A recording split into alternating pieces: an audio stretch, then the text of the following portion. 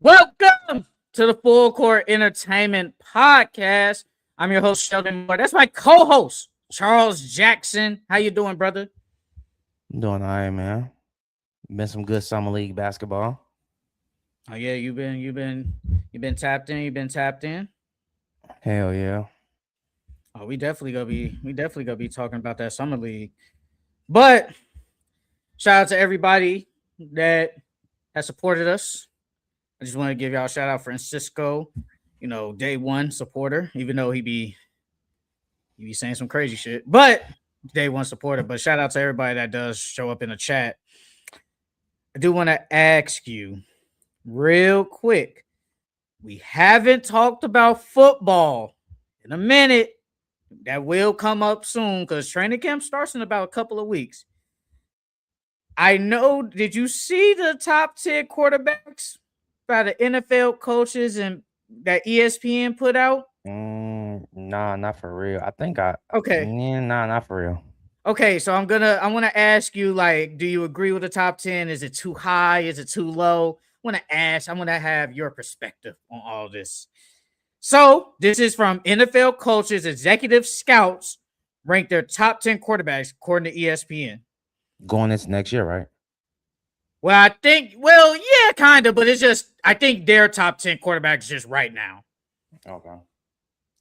And number 10, they got your boy, Caleb Williams. Okay. And number 9, they got Jared Goff. And number 8, they got Drake May. And number 7, they got Justin Herbert. Oh And shit. My bad. Keep going. number 6, they got Dak Prescott.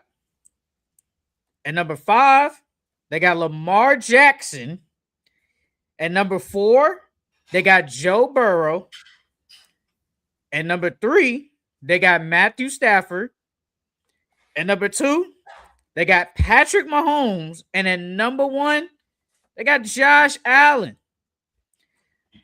So whenever Charles gets back, I want to know what his perspective is on that top 10. Who's questionable, Uh, who's too low, too high. you said they had Dak, not Dak, Lamar 4, right? I'll just read it over. And number 10, Caleb Williams. And number 9, Jared Goff. And number 8, Drake May. And number 7, Justin Herbert. And number 6, Dak Prescott.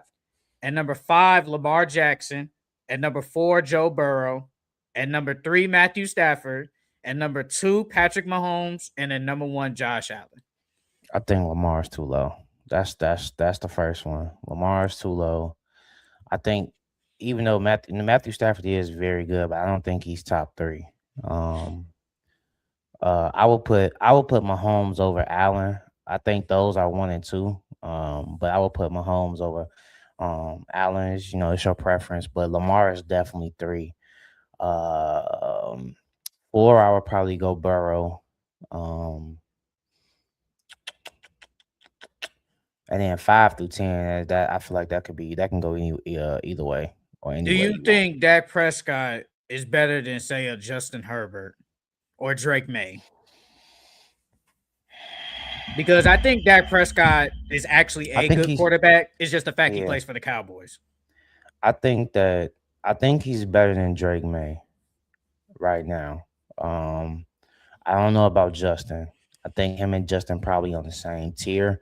I wouldn't necessarily say he's better, but I definitely do think he's better than Drake May. Do you think Drake May is better than your boy Caleb Williams, though? No, no, no. So you think according to this list, Caleb Williams should be at least at 8. Who is 9? Jared Goff. Yeah, he's better than Jared Goff. You Yeah, think so he so? should at least yes. Caleb Williams is better than Jared Goff. Okay. Okay. Um, yeah, either 7 or 8.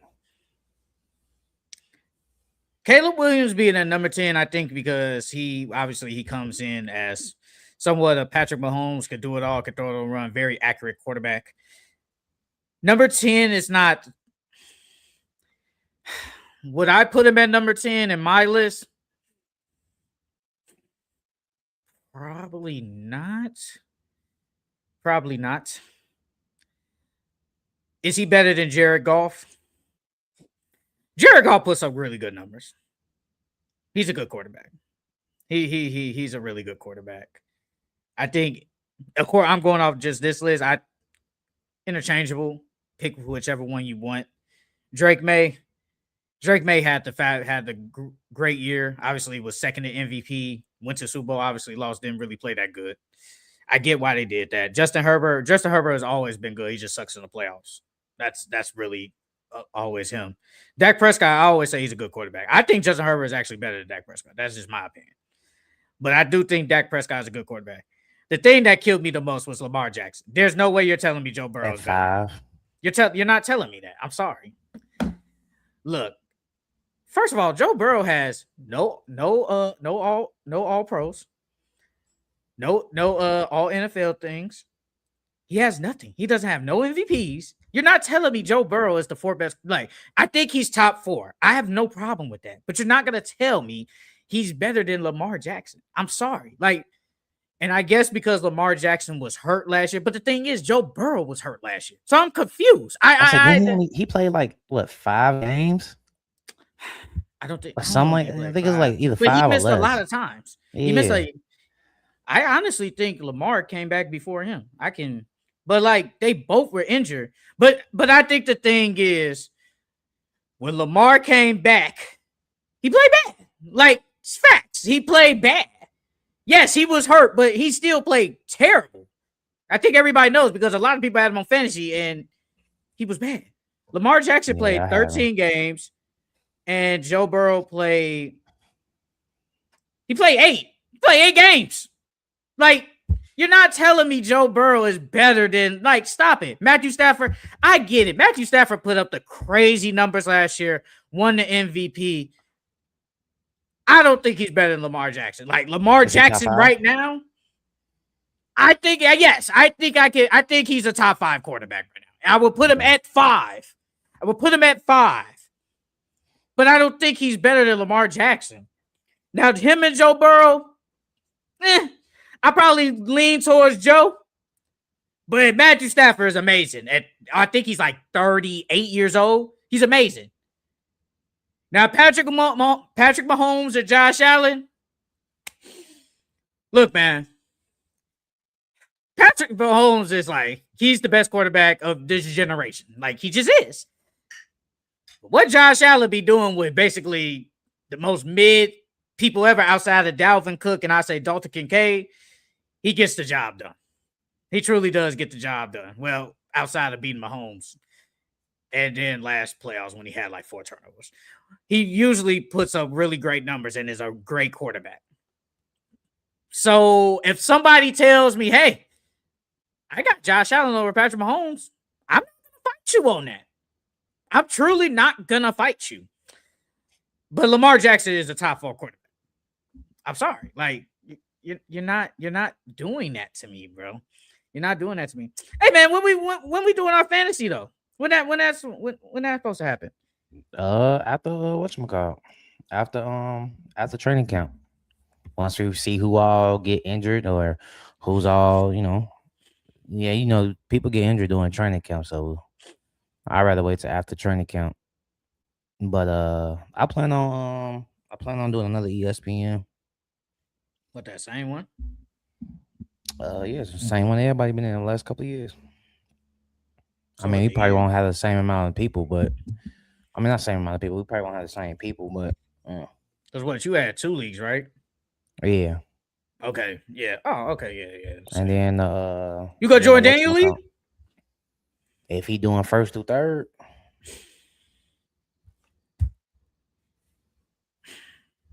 Just join the league, brother. If he doing 1st through 3rd. Just join the league, brother. Just join the league. Boy, if I pay $150 or however much it was for a buy-in, it better be 1st through 3rd, so I can at least get my money back. It's not even guaranteed you get the money back though. It's not even guaranteed those. I mean, you going in there, you don't know. How do you know that? Damn near every year I place. So am I tripping? Did you not get your money back last year? Yeah, I got my money back last year. I think I won more. I think I took like 2nd. In which league? All my league. They're in The all my ones with leagues us? besides the dynasty. Yeah. All right then. So you didn't. So there was no guarantee you even get your Man, money back though. I think I had like 5 leagues But I'm all talking about 5 the leagues. ones. I I'm didn't talking get about my the money back in ones. like 1 league, and that was But the I'm talking dynasty about the league. ones we're in though. But it's still no Yeah, the guarantee dynasty though. was the only one. But then if you win though, you're gonna win a good amount of money though. So basically, you rather take the chance basically of getting your money back instead of basically, hey, if I do win, I'm getting a good amount back. No, if you do first through third, there's a good percentage that you can either get your money back or win more. Yeah, it's gonna be less for first and second, but regardless, you still gonna get more money than you got when you put in. So I'd rather have my chance to at least get my fantasy is a bunch of bull crap. Like last year, I had a good team in my dynasty, but Lamar Jackson played terrible, so I ended up placing third. If he would have been healthy all season, I probably could have won again. I could have won 3 years in a row, but he was hurt. So stuff like that happens. So I'd rather play for first through third than just play for first. A winner takes all. That's just me. Better ask I at least Daniel want to a chance to change get it my then. money back. Better ask Daniel to change it then. Let's start. Actually, let's start with before we start with Summer League. We gonna talk about Tyler Herro getting his ass whooped. Hey, he a bold start man there? for still showing up in front of the cameras. I respect him because of that. Because most people would have, after that happened, they would have tucked their tails and they would have hid from the media. But he stood in front of the media with that swollen eye, and then he told Ramon what's her last name, Ramona. He told her, he was like, "Yeah, I'm just trying to move past this." You think he deserved to get punched? Yes, after all that stuff that he was talking about Bam, yes, and we supposed to be brothers. We supposed to be teammates. We supposed to be ride or die for each other. You know what I mean? Then you just out here talking about me like that. Obviously, it wasn't no brotherhood. This is my thing though. It's like every time somebody like goes to like a different team, somebody always be saying something about say the team or just somebody on the team in general. This happens all the time. It's just the fact that he said it in the DMs and then somebody leaked the DMs. Somebody leaked the DMs. I mean, according to the DMs, he said it's a motherfucker making 60 million, but they worry about me and what I do. He said you should get paid 60 million to be the top tier defender on some nights. I'm just wondering. I'm just saying, should an elite defender be making 60 million a year? Answer that. If I'm healthy, I'm the one who needs help. Who did Cleveland prioritize taking away in the playoffs? When I'm healthy, I need help, not the other guy. It's just should they have talked it out like supposedly brothers? Yeah. Hey, but you talk about how my back. Hey, no hesitation. Bam, socked him. As simple as that. Bam punched him dead smack. They said it was in like the face because you could see the little mark under his eye, but then Shams was like he got punched in the chin. Nah, that wasn't no damn chin. Unless he got punched multiple times. Hey, it's crazy because Bam, they said Bam went up there and just punched him. Didn't even say anything, just punched him. No talking, no nothing, just punched him. He probably texted him on the side like, bro, it's on site when I see you. So, you think if he didn't, then I mean, doubt it. If he didn't, then yeah, Bam OD. I at least would have told him something. I highly doubt he texted him and said after what he saw, all that, and then he posted like the lowest field goal percentage, like mid range or something. And Bam is right there. Like that's not a coincidence. You posting that, so I doubt he Bam saw all that and he talk about something. Tyler, when I see you in Vegas, it's on site. I highly doubt it. He said he talk about, man, when I see that nigga Tyler, just gonna punch the fuck out of him. Man, and we brothers, I at least would have texted him and been like, hey, bro, what was up with that? Why'd you do that? But hey, it is what it is. Tyler better keep his mouth closed this time, but better not say nothing in the DMs. He ain't learned from KD. But ain't nothing happened to KD. No, I'm saying though, KD got his DMs leaked and stuff. You ain't learned from KD? Yeah, and then This is my thing though. KD, allegedly, KD said worse. He called Jabari Smith the R word. He said worse. So, and Jabari ain't do nothing unless they talked it out. He ain't do nothing. So, I mean, well, we don't know. We don't know. You think there's a video out? You think there's a video? Think somebody recorded? Nah, it probably happened too quick. Man. Yeah, but forget about Tyler. Forget about Tyler getting punched, bro. Let's talk about this NBA Summer League, man. Let's talk about NBA Summer League. Obviously, when we were gone, the good games started to happen on Thursday night. On Thursday night, we had Jazz and Wizards. AJ versus Darren. Darren Peterson with 24 points, 6 for 18, 3 assists, 3 boards. And AJ DeBonsa, 27.7 for 18, 7 boards. So let's just start with this game for now. What was your thoughts on AJ DeBonsa versus Darren Peterson in Summer League? I thought it was a good matchup. I thought AJ did exactly what I expected him to do. I'm surprised that he shot that bad from 3 though. But that's the only criticism I got for him. I thought he rebounded the ball well. Thought he moved the ball well. I thought he played defense very well. He got to his spots really well. So I thought he did good. Anything on Darren? Because he did start out slow. Yeah, he started off slow, but he picked it up. Darren, it was number one versus number 2 picks. I thought Darren played okay. I thought AJ won that matchup. Though. And they won the game, so that helps as well. But I thought AJ won that matchup. AJ looked like a superstar right there. He looked like he couldn't be stopped, bro. And then he had the nasty dunk. Bro. I'm like, damn. Hey, somebody on Twitter was like, man, he been watching them SGA highlights, bro. He was getting foul calls like he was a superstar already, bro. Like they was low key glazing. I ain't gonna lie. As soon as he flipped his head back, they called a whistle. Mind you, this is Summer League. I'm like, God damn, bro. Like every time he drove, he's getting fouled. Like, I get it. Number 1 pick. I understand, but goddamn, bro. Like, he ain't even a superstar yet. That's like LeBron call. No, that is SGA calls. That's an SGA call. So why are we doing that? But outside of that, I thought AJ played really good. Like first game, he was amazing. Attacking the rim, rebounding good. Like you said, the only bad thing was the shooting. That was his only problem. And he outplayed Darren Peterson. Darren Peterson started out like really slow that game. But the thing, like with Darren Peterson, he takes a lot of like tough shots. And I feel like he doesn't have to take. He does make them. Like, and that's good shot making by him. But he takes just a lot of tough shots. And I feel like, bro, I think we can avoid that. But hey, he's good.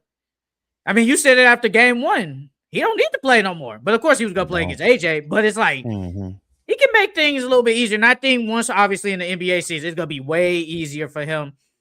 They're both good. They're both really good players. And then you got to think it's Summer League, though. So he's the only – he had Cody out there, but Ace Bailey ended up getting hurt. So he didn't really have somebody to take away, because they was double-teaming him when they was trapping him. So it's like he had to take those tough shots. So when the NBA season starts, of course he's going to still take tough shots, but I don't think it's going to be as many. But man, I saw a post. They was talking about during the season, they're gonna have obviously, I guess when they're all on the court together, like AJ, Trae Young, and AD, they're gonna have the ball at AJ's hands a lot more. But then obviously when it gets to that clutch and closing time, Trae Young will have the ball to make sure everybody's in the right spots, and then obviously maybe take a potential last shot. I don't know how I feel about that. Because I wouldn't take AJ is a superstar, but I wouldn't take the ball out of Trae's hands to put it in the rookie's hands to start off. Nah. Maybe not to start off, but like a decent amount of times he has the ball in his hands. I told you the only time I would put the ball in his hands is like when Trae goes to the bench Yeah. And AJ is the one leading that bench because one of the three is gonna be on the floor at all times. So when Yeah. AJ's out there with the bench, that's when he needs to have the ball in his hands. You like them shutting them down after what, 2 games? Yes, I'm not mad at it at all. That man showed me everything he had to show me. I think some people just got to realize, bro, this isn't back in like maybe the early 2000s or even the early 2010s when everybody's just going to play every summer league game, bro. There's just what do I get out of this? I mean, if it's, I mean, it's for the fans, but realistically, though, I get nothing out of playing all summer league games. I'd say I play 2 or 3 and that's it. Because if I get hurt, the reps, it's the only thing, the reps. But then this the thing though. What about those other guys that could potentially try to even make the roster or even a G League roster? They need some reps too. And obviously, if you're AJ, Darren, or whoever, you're going to take the majority of the shots and take away from them other guys. That's basically summer league is kind of obviously to see the top rookies, but then also not for us, but just for teams in general to see. Hey, what if say, Michael Johnson? We want to see how he plays, and if he plays good, he could be on the NBA roster or definitely a G League roster because no one's even guaranteed to be a G League roster. So I feel like, go ahead. I feel like the top rookies, they should only play like, I mean, if you're like a lottery pick and well, I want to say like 16 and below, I feel like you should play every game. But if you like the lottery, I feel like you should only play in like big matchups. So like AJ versus Duran or Duran versus Caleb or Caleb versus AJ. Like, just playing those big matchups because that's what we want to see. We want to see 2 rookies go against each other. The 2 top rookies going against each other, or the top rookies go against each other. Bro, shout out to Chilltown. I know we be giving old people vibes sometimes, but he was like, man, some of these second year guys, they need to play in summer league too. But in my head, I'm like, VJ does not need to play. He does not need to play. There's no reason. Like VJ, Dylan Harper doesn't need to play, but Carter Bryant did play. Carter Bryant did play. Carter Bryant needs to play. Yeah, some guys need to play, but like the ones who played well last year, they don't need to play. But the ones that struggled to get any playing time or that played bad last year, they definitely need to play in summer league. Because Malawatch is looking good now. This summer league though, he looking. I'm not gonna lie, Mark Williams can go. Malawatch needs to start. That's crazy. After no, Malawatch needs to start, bro. He looked too dominant out there. He looked way too dominant. Like who else? Second years? Yeah. They were saying Jeremiah Fears, Derek Queen needs to play. Maybe Jeremiah. Igor looks good. Igor looks good. I don't think Jeremiah needed to play. I think Jeremiah played well enough last year where he didn't need to play. Him and Derek Queen, I don't think neither one of them needed to play. Like what's the dude from Sac? Maxey Raymond. Yeah, he played really well. Danny Wolf played good. Like Knipple doesn't need to play. Like what's like, bro? Now I feel like if you only playing say one game just because, like, but you do not need to play the whole summer league, especially when and think about this though. VJ played in the playoffs. Technically, that would be his second year of summer league. Technically, like he just played what? How many games they play? What's that? 11 games. Played 11 games in the playoffs. So why does VJ have to play some games that mean absolutely nothing? Like I don't know. What bro name? Jace Richardson from the Magic. Yes. He needed to play again. Yes, Jace Richardson. Yes. So I mean, not every second year.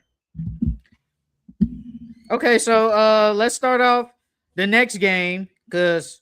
Well, actually, we could keep it here. We keep it because we're gonna kind of go in order from Thursday up until today, obviously. Darius Acuff, he played. And then Keaton Wagler, your guy from Illinois. He has played a couple of games so far. I know the first game wasn't that bad, but the second game was a little bit better. So, what was your thoughts on Keaton Wagler's summer league debut? I mean, I knew Keegan was gonna struggle because of physicality. He isn't that strong. He has the skill. He just like him and Nate. They both Nate Amit. Mhm. They both need to get in the weight room this year. So I don't expect Keegan to have like a spectacular rookie season. I think he's gonna play okay. But I think he needs to get in the weight room. I mean, he played better as he played more games, but the initial reaction was, he struggled against size and the physicality. So It's summer league. He played bad game one. Then in game two, he played way better. Like he could shoot the ball like really good. I mean, and that's your school, that's your guy. So you watched him from day one to now. Like he's gonna get better. He's probably gonna come off the bench, like I think we said last week. But I think he's gonna get a lot of run, being probably say a 6 man off the bench for the Clippers. Like it's only his first 2 games of professional. And then you always keep saying it, bro. This is their first time playing in like 4 months. Like, so they haven't played it a minute. And he's gonna get better. He's gonna get better, and he's a good player. Like it's only 2 games. But Darius Aika, hey man, look, certified shot chucker, but man, he can score the ball. He can score the ball. Hey, I know him and Michael Brown, and Michael Brown said, "Look, I want to guard him." He said, "I I wanted to no guard cap, Darius." he's better. He's better than him. Who? Michael? Michael? He's better. Mikhail's better than Acuff. He's better. Mm. But so back. Okay, so you're not upset that Brooklyn did take him with that. What was No, that? Was that no. six Yeah, pick, six six. pick? I thought. Yeah, I six. thought. I mean, you could have either went him or Darius. Mhm. I don't think you would have went wrong with either one. Yeah. Um, I saw how good he was when he was at Louisville before he got hurt. I think if he would have had a chance to finish out the rest of the season, people would have put him over Acuff anyways. Because you got to think Acuff, he was going crazy. That's why he was ranked the #1 point guard.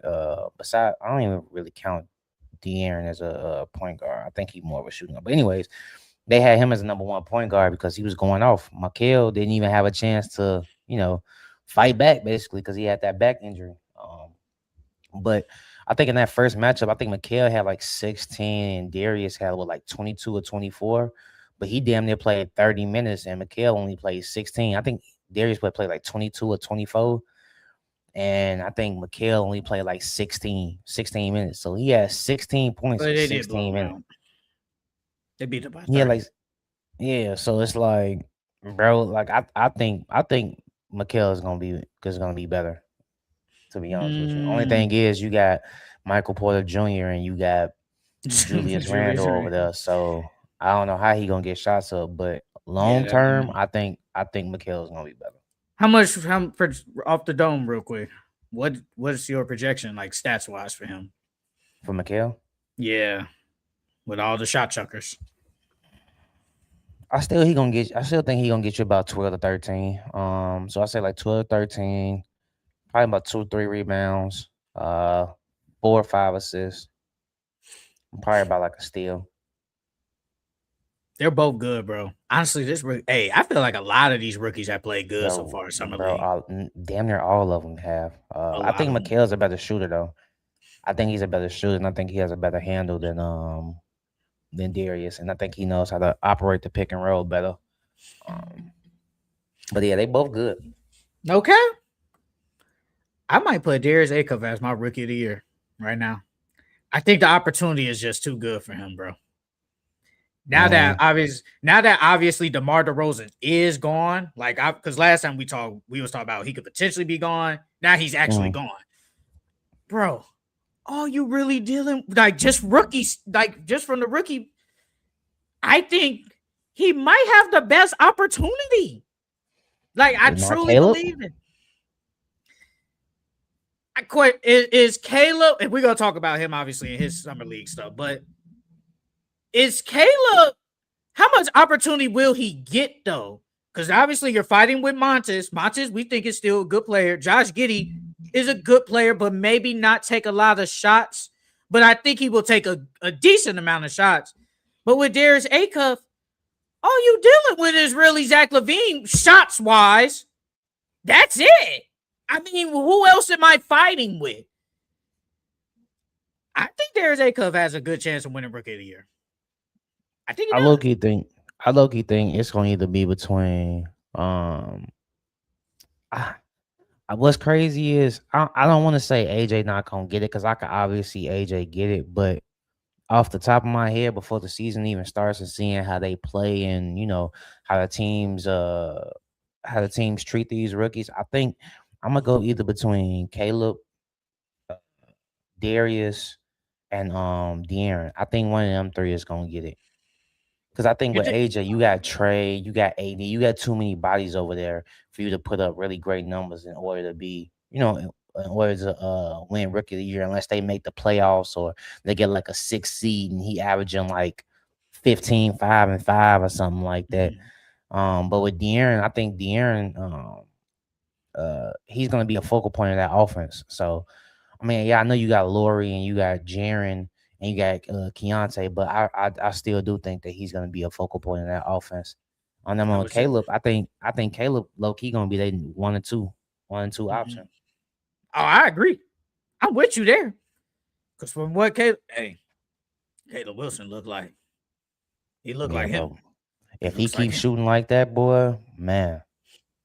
And somebody said, "Man, he getting all these comparisons to KG. Shit, out there he looked like KD." Hey, man. Nah, his handle ain't there. His handle ain't no KD handle. Now I'm talking about the shooting though. The Yeah. shooting wise, yeah, like Caleb looks like him. And Caleb, like, bro, I saw somebody say, like, man, this rookie class, it feels like everybody is like, I want to play against him. I want to play Mm-hmm. against him. Because Caleb was like, look, I mean, I don't think he was really trying to throw shots at like AJ and Darren and all them, but he said, look, I'm paraphrasing. He was like, look, I know, I'm not saying they don't love basketball, but man, I want to play. I want to play. And that's a guy that is a competitor. He wants to go up against the best. He wants to go up against the best. Same Darren going up against Cam Boozer. I think everybody wanted to go up against each other, bro. But Summer League is Summer League. Because Caleb Wilson and Cam Boozer went at it. Cam Boozer played good. Played really good. Caleb Wilson played great. He has the most points in Summer League ever. 35 points. Like, he was a monster, bro. What's your thought on Caleb Wilson, bro? What was your thoughts, bro? I think, like I told you on the draft, Chicago couldn't mess that up. Mm-hmm. I know a lot of people keep saying that he might be the best out the draft.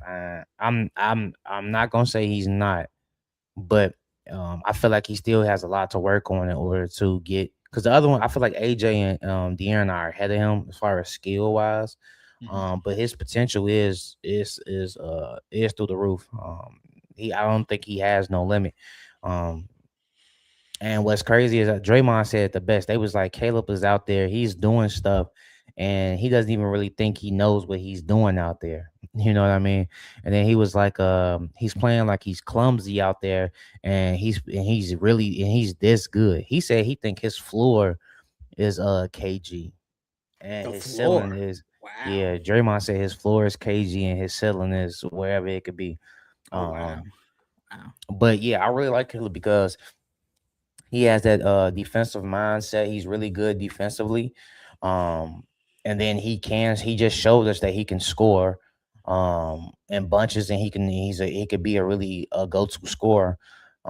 If his shot remains like that, and his handle gets a little bit better, he's gonna be scary, bro. He's gonna be scary. I really like the future for the Bulls. Him being a focal point, I really like it. Only thing is, I want Tiago to not stunt his growth because you got Montes there, you got Giddy there, so it's like you already got guys that are proven.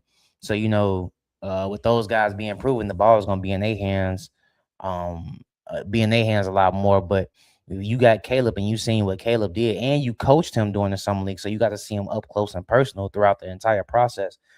I would make sure that he gets as much shot attempts, or if not more than them, because his development is going to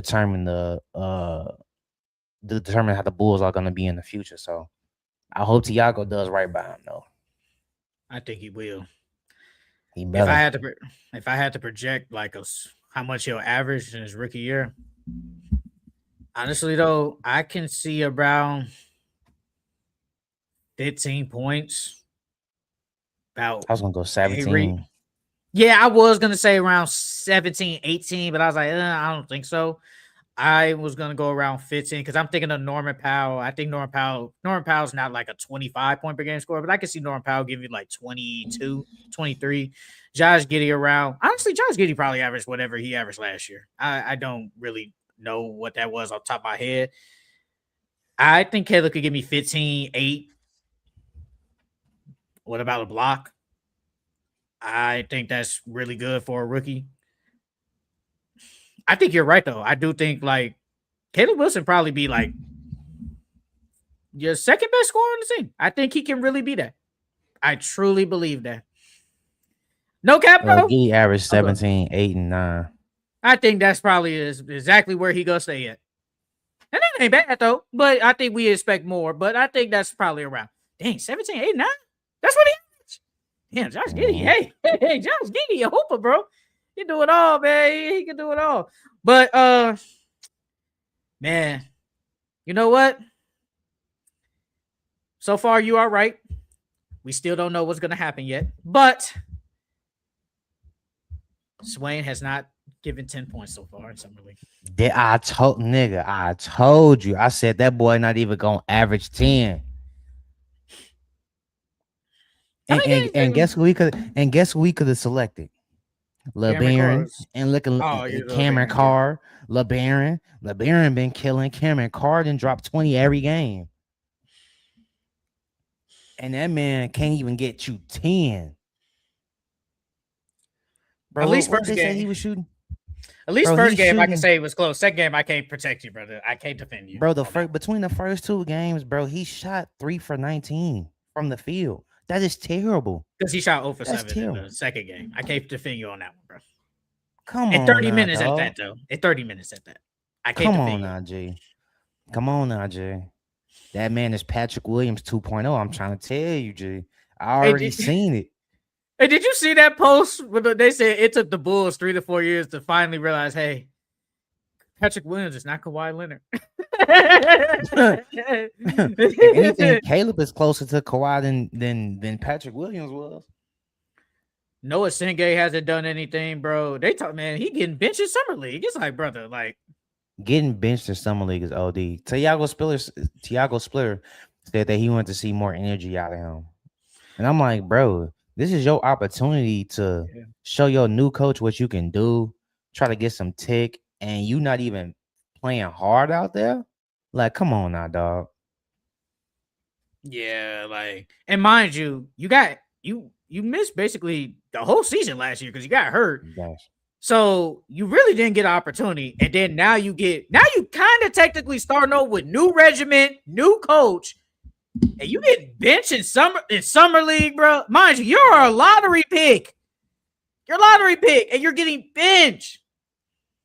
Come on, bro. You gotta play better. Like, but hey, it's summer league. Maybe in the regular season, he plays better. But it doesn't matter because we have Caleb Wilson now. Who cares? I think training camp is going to determine where Caleb falls. So like in training camp, if he, I wouldn't say outplays Montes, but if he shows his dominance over Montes, because naturally Giddey is going to pass the ball.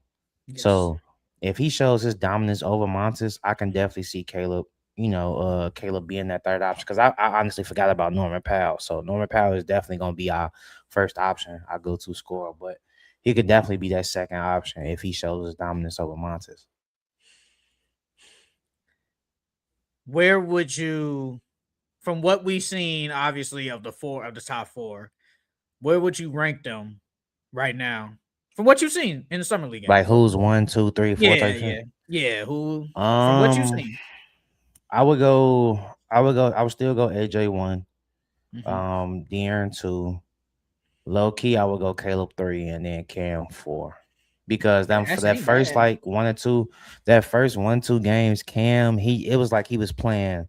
He was just like trying to, I wouldn't say trying to fit in, but like he was just going with the motions. He wasn't really showing his dominance and showing why he was drafted number 3 overall. But as he played more, he definitely started to show his dominance and pick it up.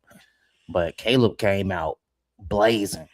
He came out blazing. So I Hey got Cam, AJ, De'Aaron, Caleb, and then Cam.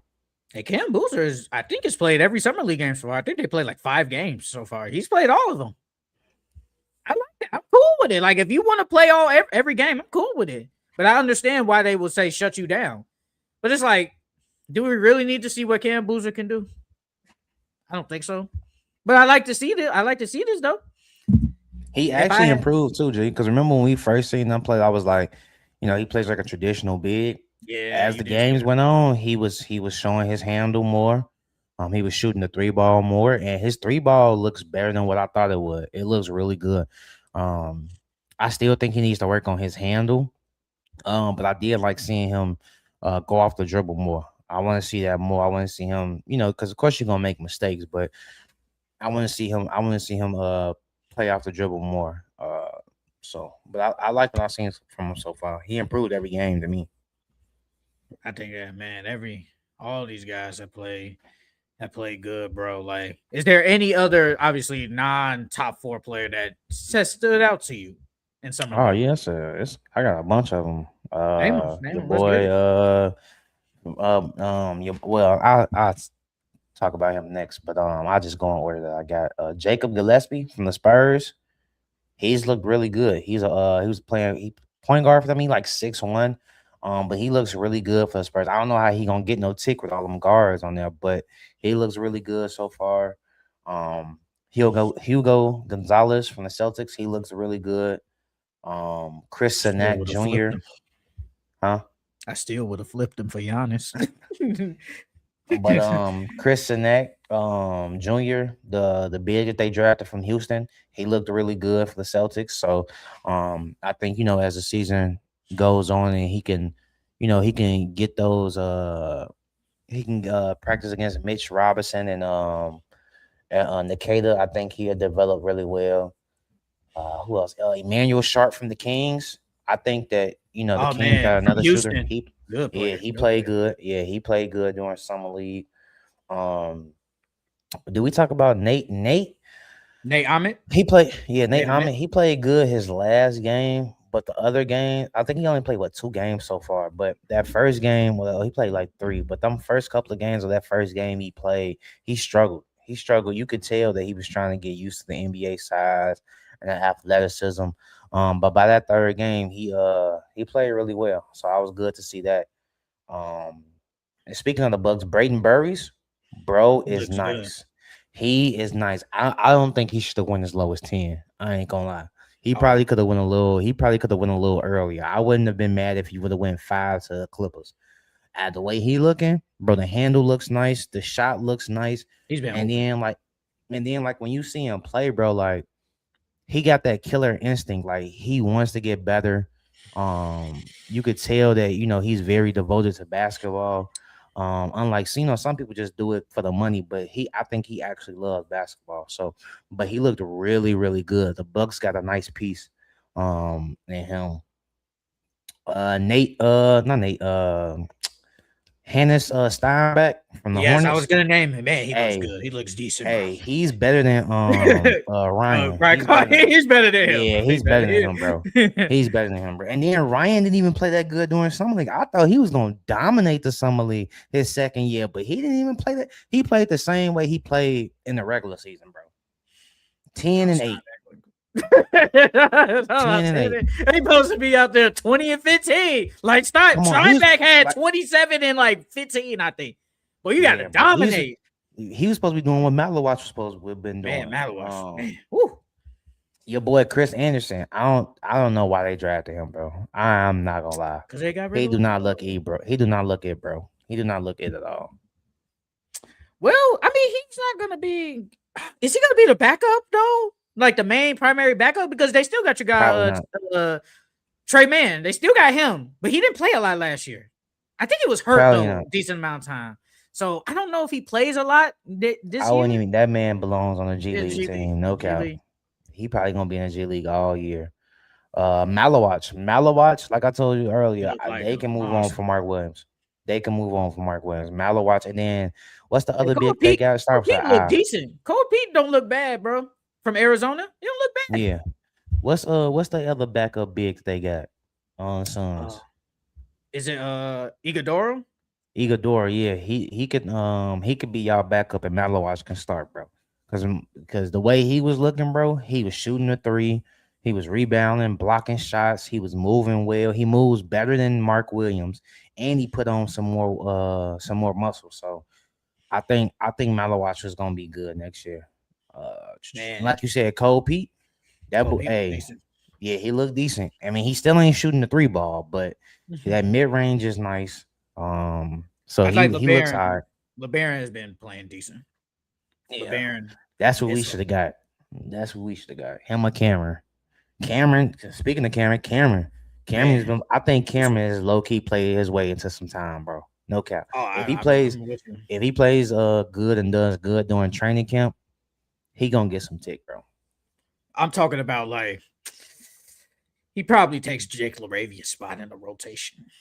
Real, no, for real. For I real, because he shoots better. I think he's a better defender. I think Larabia is just taller, but he's more athletic. Uh, Isaiah Isaiah Jones and Chaz Lanier from the Pistons, they look good. They look good. I think that they should. I think Chaz Lanier should get some tick because he was shooting the ball really well during summer league, and the Pistons need shooters, but. And I think he's a better defender than Kevin Herter and Duncan Robinson. So, um, hey, what you think of Ibuka? oh, I think he's been looking decent, bro. Like, That besides that first game, I thought that because that first game he dropped like a dub, but yeah, ever since then, I mean, I think ever since then he scored like 14, 15 or something like that. But I could tell he's struggling against the NBA size too. The same thing with Kingston Flemings. Both of them are struggling with size of the NBA. I feel like they still got to get used to it. The I know you talent bro. is there. I know you brought up like, man, what is he? Are they gonna put him like what you say, all ball? Yeah, because during the summer league they was playing him off ball a lot, and I didn't get that. You drafted him as a point guard, but you playing him off ball. Hey, I know it's summer league. The actual Leonard defense looks pretty bad. It You looks a think he little was bad. actually? You think he was actually trying? I don't think he was actually trying. I mean, I would hope. I would hope he put in some effort. I think he was more so focused on scoring. Scoring, he's cool. I'm cool with that. Like he been decent, bro. Like Warriors got one. The Warriors got one, bro. Like even if LeBron don't get there, they got one. They got something decent, bro. Now De'Amara, I expected more. Yeah, I we expect all did. more. I expect more. Like 10-9 is just that ain't it. I expect probably like 18-13. At least that. I think you're better than that, bro. But hey, you coming into this year, we probably ain't counting on you, bro. No, they're not. They're not counting on you. Like This is Loki, developmental year.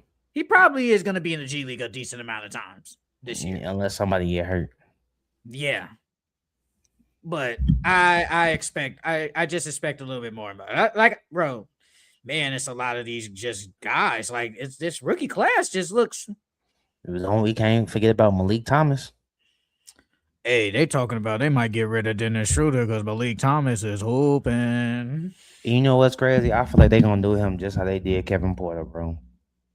Because Kevin Porter was good good on that Cavs team. He just ain't getting no tick.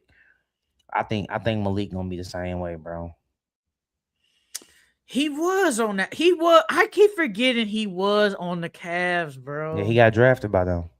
I forgot. Why they get rid of him? Because there was too many guards over there. They had Darius, Colin, and then him. I forgot. It's just because when he was on Houston, he just started out like super good. Hey, shout out to Santos with the $5 super chat. If we get LeBron, Curry, and Bron getting that fifth ring together, Yes, sir. I feel like if Bron go to either the Warriors or the Cavs, he gonna get a ring, or the Timberwolves.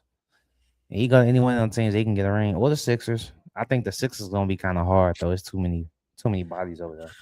We're gonna talk about LeBron again when we get into takeaways. But man, shout out to Santos Um, Lopez with the $5 dono. Thank you, brother. It means a lot, bro. who Truly, it else? truly means a lot. What you think of Cedric Coward? Cedric Howard looks decent, but it's summer league, and we already saw him have a really good rookie year. He was first team all rookie this past year. I don't think he should have played. I don't think Oh, he so should have he's played one this of them summer. you think he don't need to play.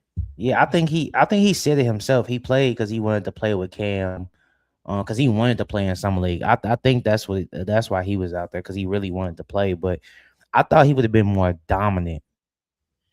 He wasn't as dominant as I thought he was gonna be. Like, he played okay and he played good. The defense was there, everything else was there. But I just felt like, he played okay. He didn't really dominate. Yeah, Trey Hendricks is playing.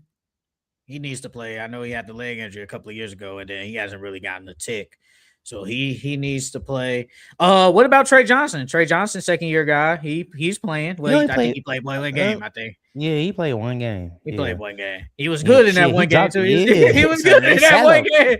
They was good. I mean, he was hooping though. I'm thinking like, bro. I think he hurt his foot too, or his knee or something, because he was limping during that game.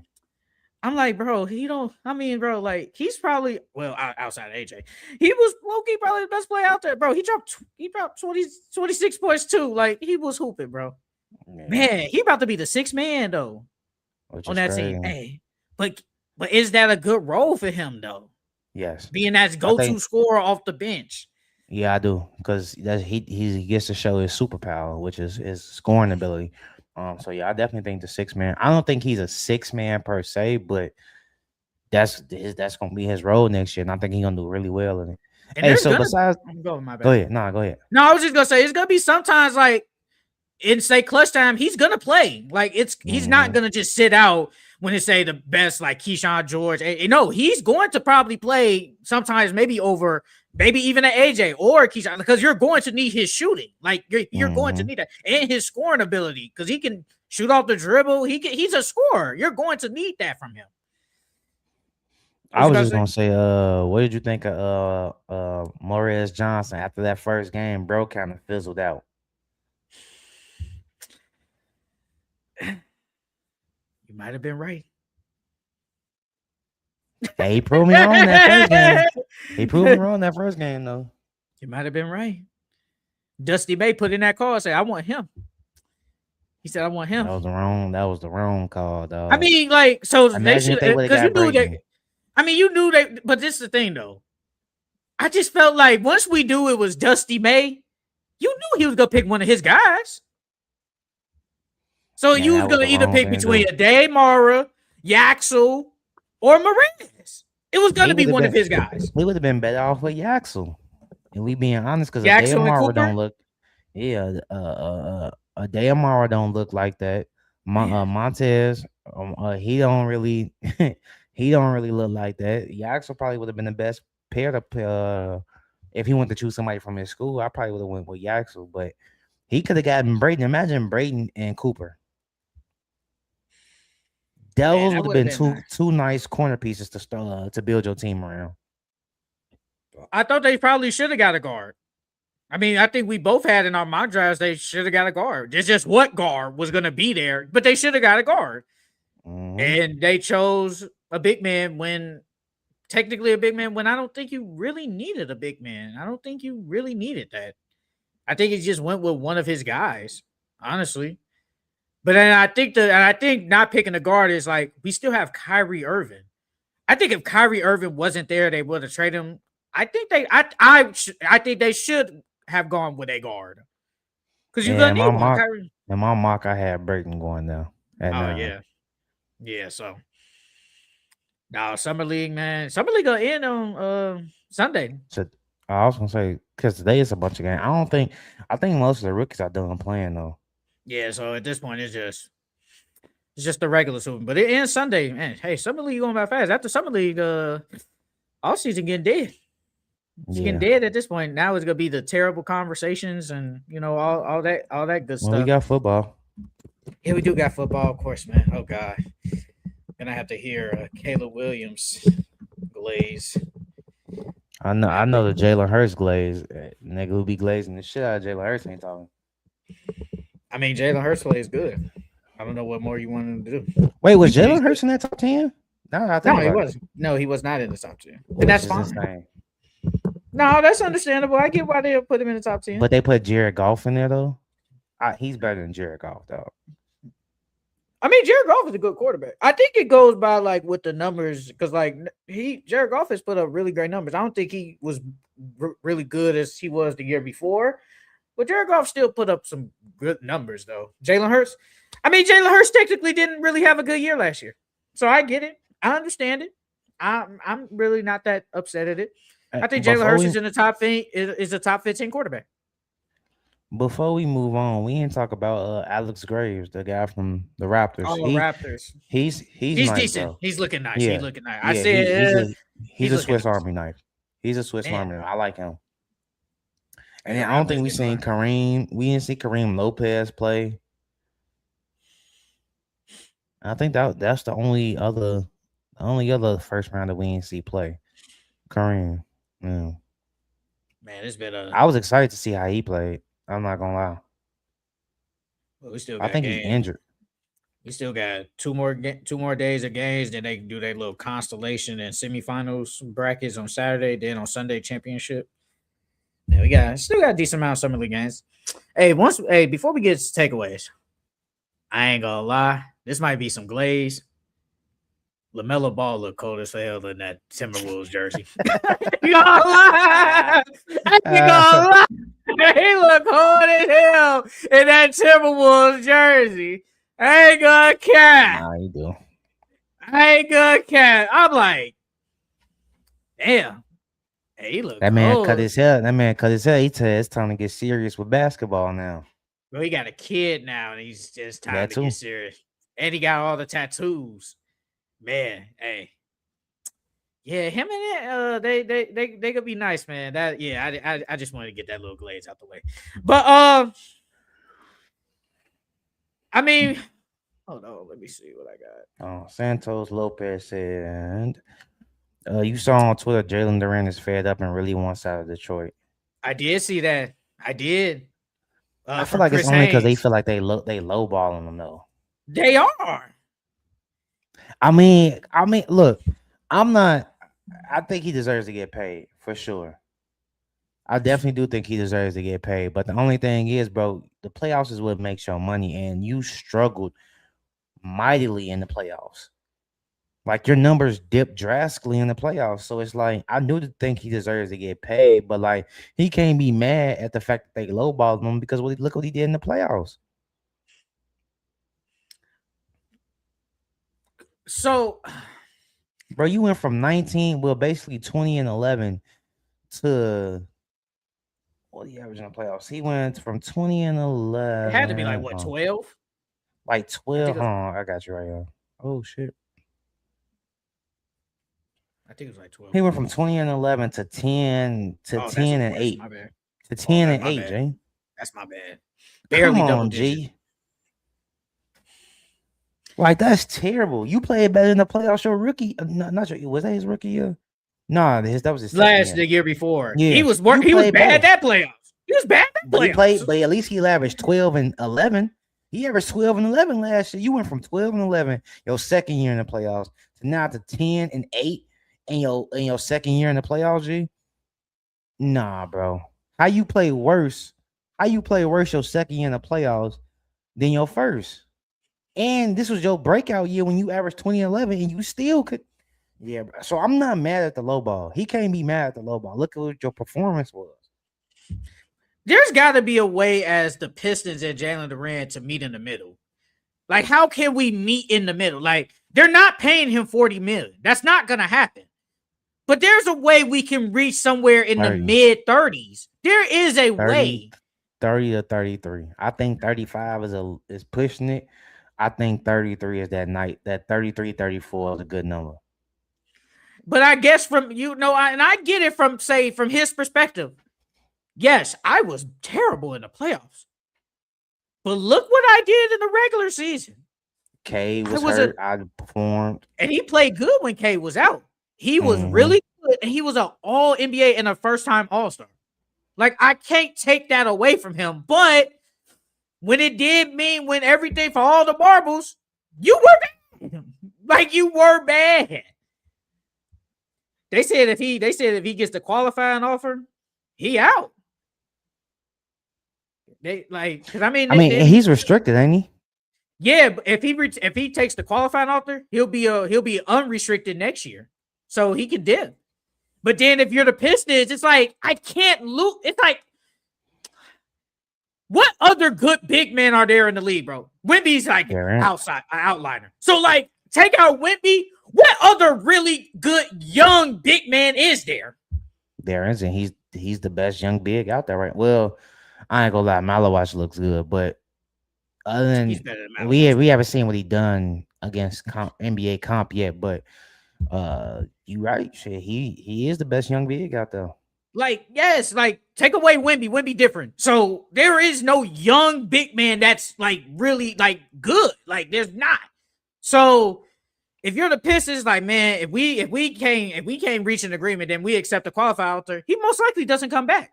So that means we just lost him for nothing. Now we got to figure out, can we trade him for something? But apparently there was a report saying that, like we were talking about probably like a couple of weeks ago, they did the Kings did offer Sabonis in the signing trade, but the Pistons said no. They'd rather keep him and work out an extension. But the thing is, if you can't work out anything, I might as well just get Sabonis. Yes, older, I get it. Not as defensive player. I don't think Jalen Duran is a really great defender, but he's a better defender than Sabonis. But at least I'm getting something back in return. Now there's a chance you could potentially lose him in a year for nothing. It's just, yeah. Yeah. That's the cost of being cheap. I think, isn't, is Jameer now? No, who's their GM? Who is their GM? It's a black guy, I think. I don't know his name, though. I don't know his name, but I think it's a black guy. I truly do. I looked that up. Adam Hurley, K1P. The Warriors aren't winning anything. They suck to begin with, and they got rid of their only big post. Yeah, Quinn Post. They was not Trajan Lagdon. I don't even know who that is. Trajan Lagdon. I don't even know who that is, dog. Whoever that is, he gotta go. Cause ain't no way I would have Jalen Duran would have been paid by now, bro. I ain't gonna lie, bro. Quinn Post, they was not paying Quinn Post $10 million a year. I'm sorry. The Warriors were not paying Quinn Post $10 million a year. They what? Quinn Post he's okay. $10 million a year though, okay? No. I'll give him about 5 to 6. Your Pistons. Santos said 35 million is a steal though. No. Because it's definitely not 40. So obviously anything lower than 40 is a steal. But I think that middle ground that Jalen Duran should be going for is 34 million. The qualifying offer is only $9.6 million. So has it been reports out? He said he wanted 40. I'm looking at this. Are there any reports of what they've offered him yet? I can look it up. Let me see. I can look it up. Because if they offer him anything 30 and below, yeah, bro, I ain't gonna lie. I feel disrespected. When was this? This article was July 8th. So that's recent. And if I'm Cade, I'm telling them pay him.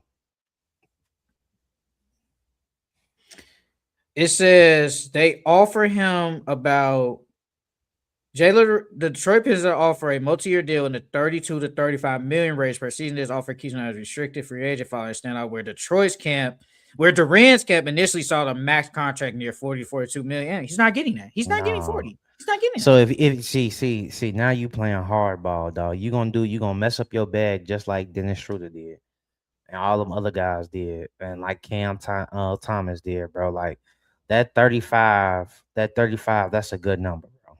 Ain't nothing wrong with that. And you gotta think about it. You struggle during the playoffs, and they giving you close to the max. And then on top of that, like I know you're young and you want to get paid, but bro, you got at least 2 more contracts in you. Low key though, if you think about it, the Pistons they got the momentum. Because even if you sign with a team, we're winning because we're going to pay way less than what we can offer you. So we could just match that offer. You'll come back. And it's like, we don't want to give you nothing. So either what you going to do, not play? That ain't going to happen. So you can accept a qualifying offer. But then at the end of the day, the Pistons could lose them for nothing in a year. So, but the Pistons do got all the leverage right now, though. They do have the leverage. I think Duran has no leverage because what is the if he signs with like say with the Kings, what Sacramento is or that something. 4 years what's that 4 years what? I think it's like 190 or 180 or something like that. I think I want to say 187. That's 40. Well, that's 46. Hold on. Let me see. Kings, let's see. Cause what offer from another team?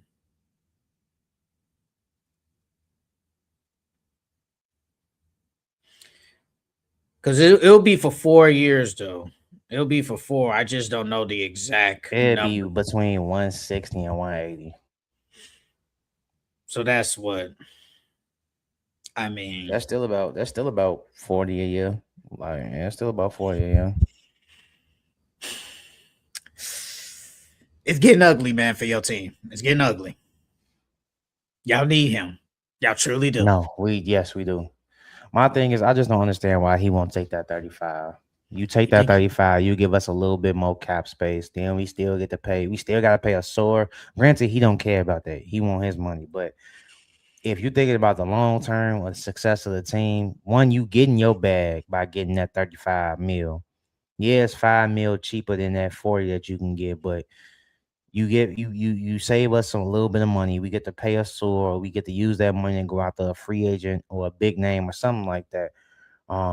And then on top of that, you still got at least 2 more contracts in you, bro. So if you play good again and you play good in the playoffs, you gonna get your bag, bro. do you think has Duran reached his peak? Can he get better?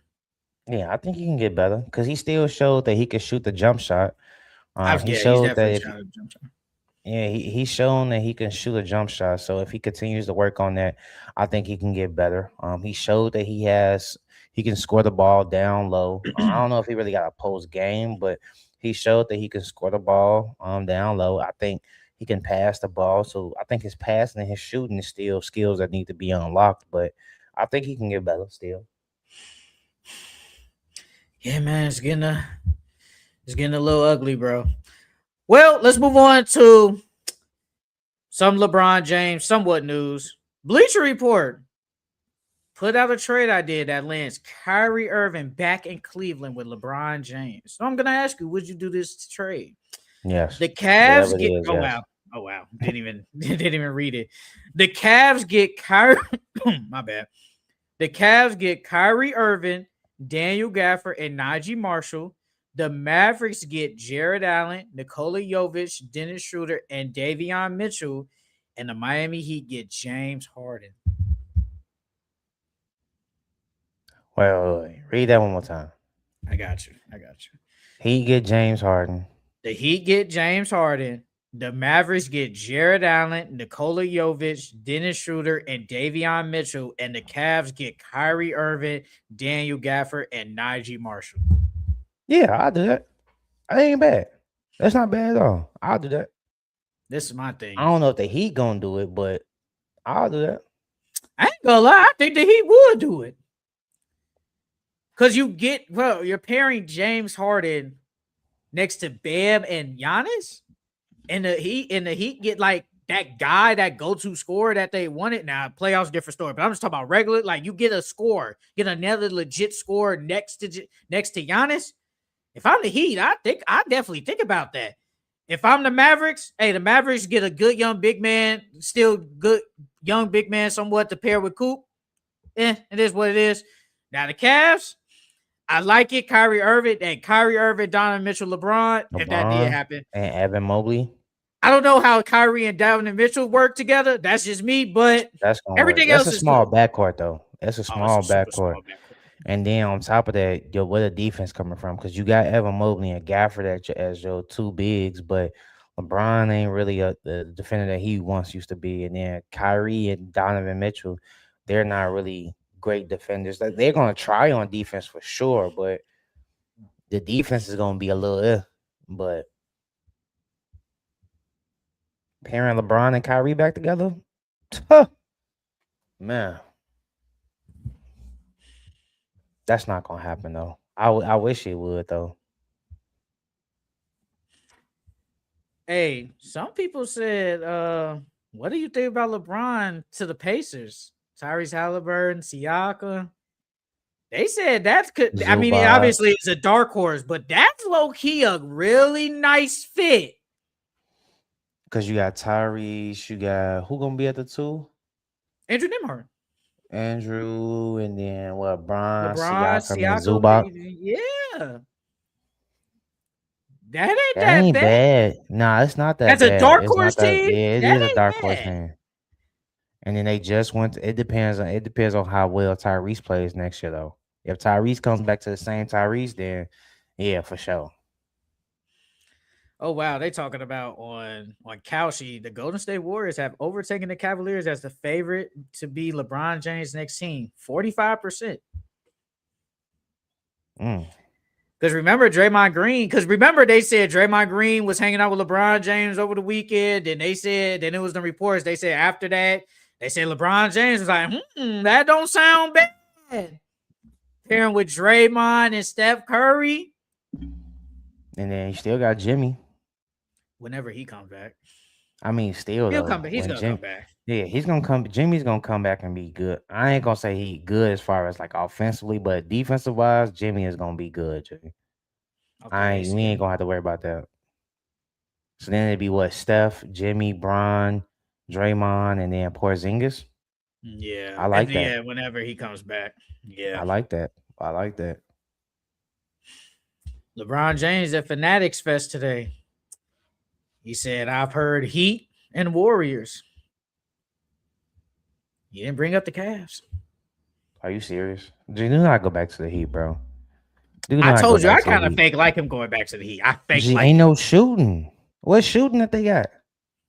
Davion is gonna have to be a knockdown shooter, and Andrew Wiggins. They both shot well. That's what I'm saying. You told me they shot well. They both did shoot well from the 3 last year, but I don't know, bro. They ain't got no knockdown shooters for real. I don't classify them two as knockdown shooters. They had really good years from 3, but they not no knockdown shooters. LeBron needs shooters.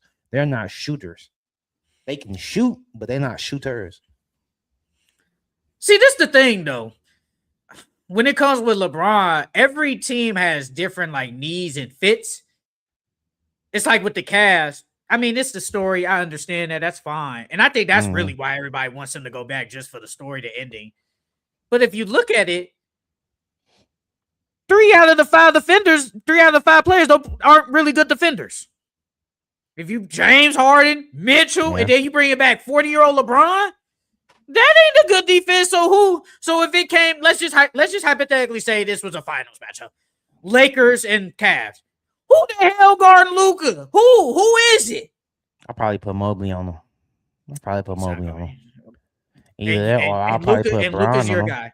And he can't. I'll probably put Bron on. And Luka ain't that fast though, so it's like. But we know, but Luka at this point doesn't matter though. Luka's going to get his. He's going to get his. I would probably put Mobley on Luka though.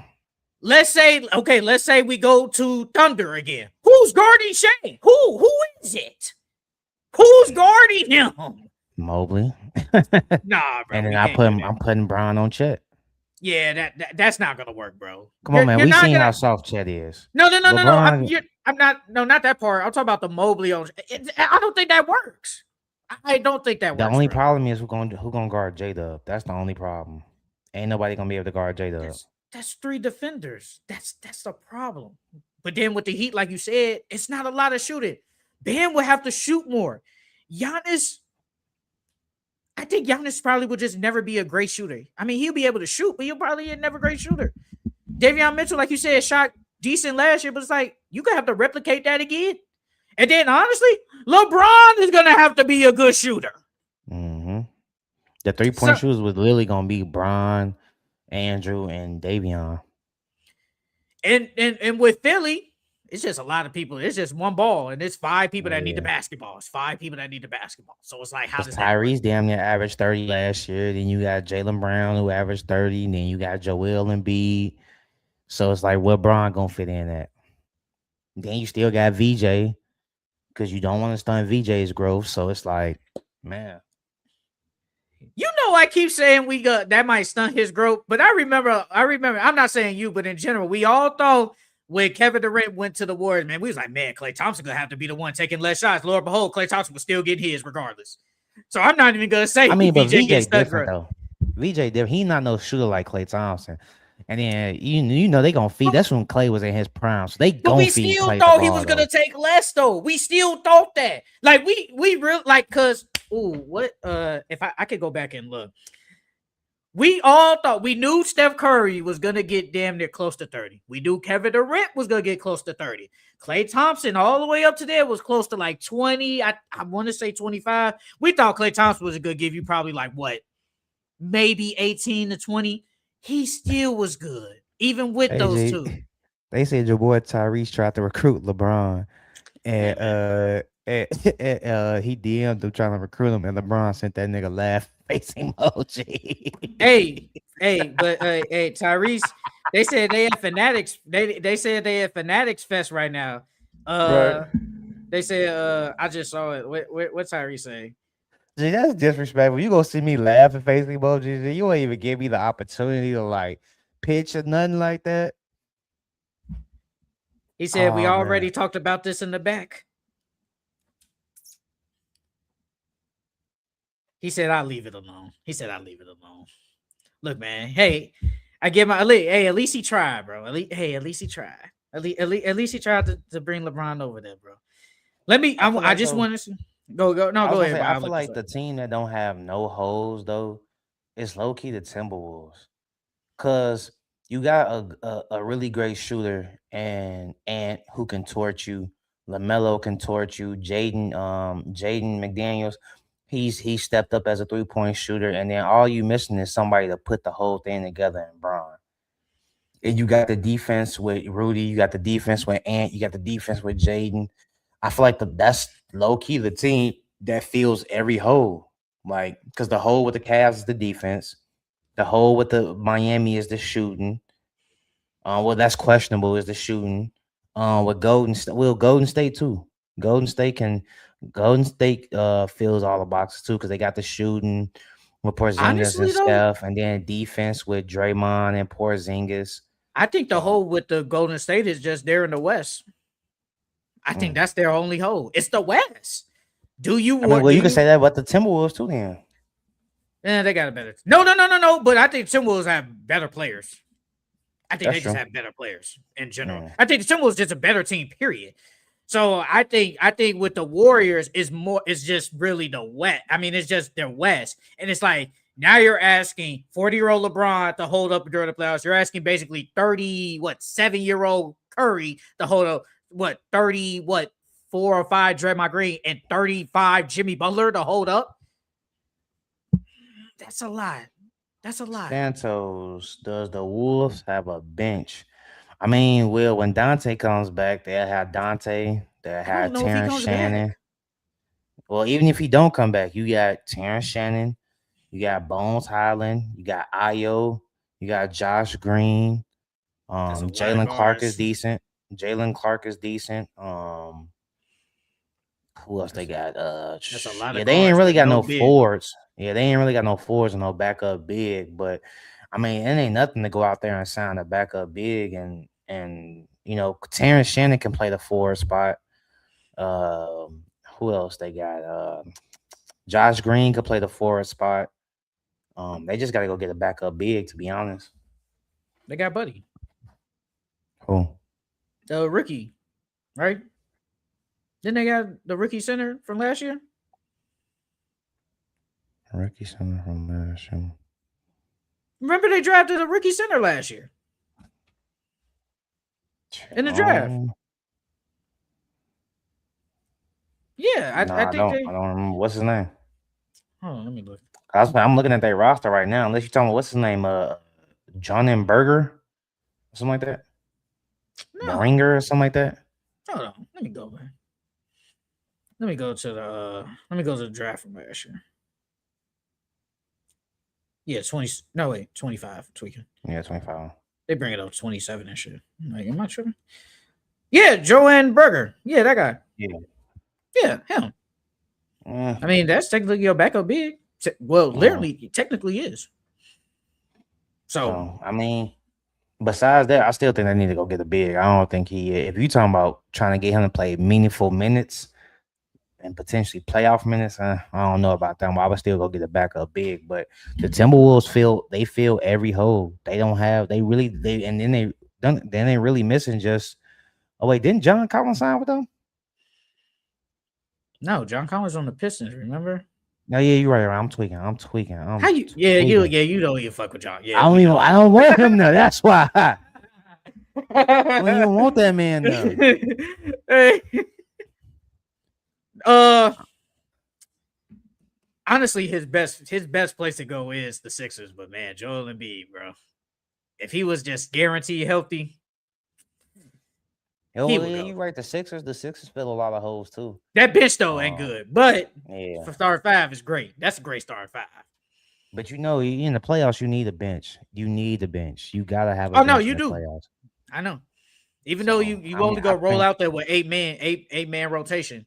So because didn't you say the Timberwolves low key be decent? I low key agree with you. That's looking like the best team to me. What? I wanted the Cavs, but didn't you say when they first talked about the Timberwolves? I've said the Warriors. I always felt like he would go to the Warriors. I've always felt like that. Like I said, the Cavs is Minnesota though. I actually think Minnesota's a great fit.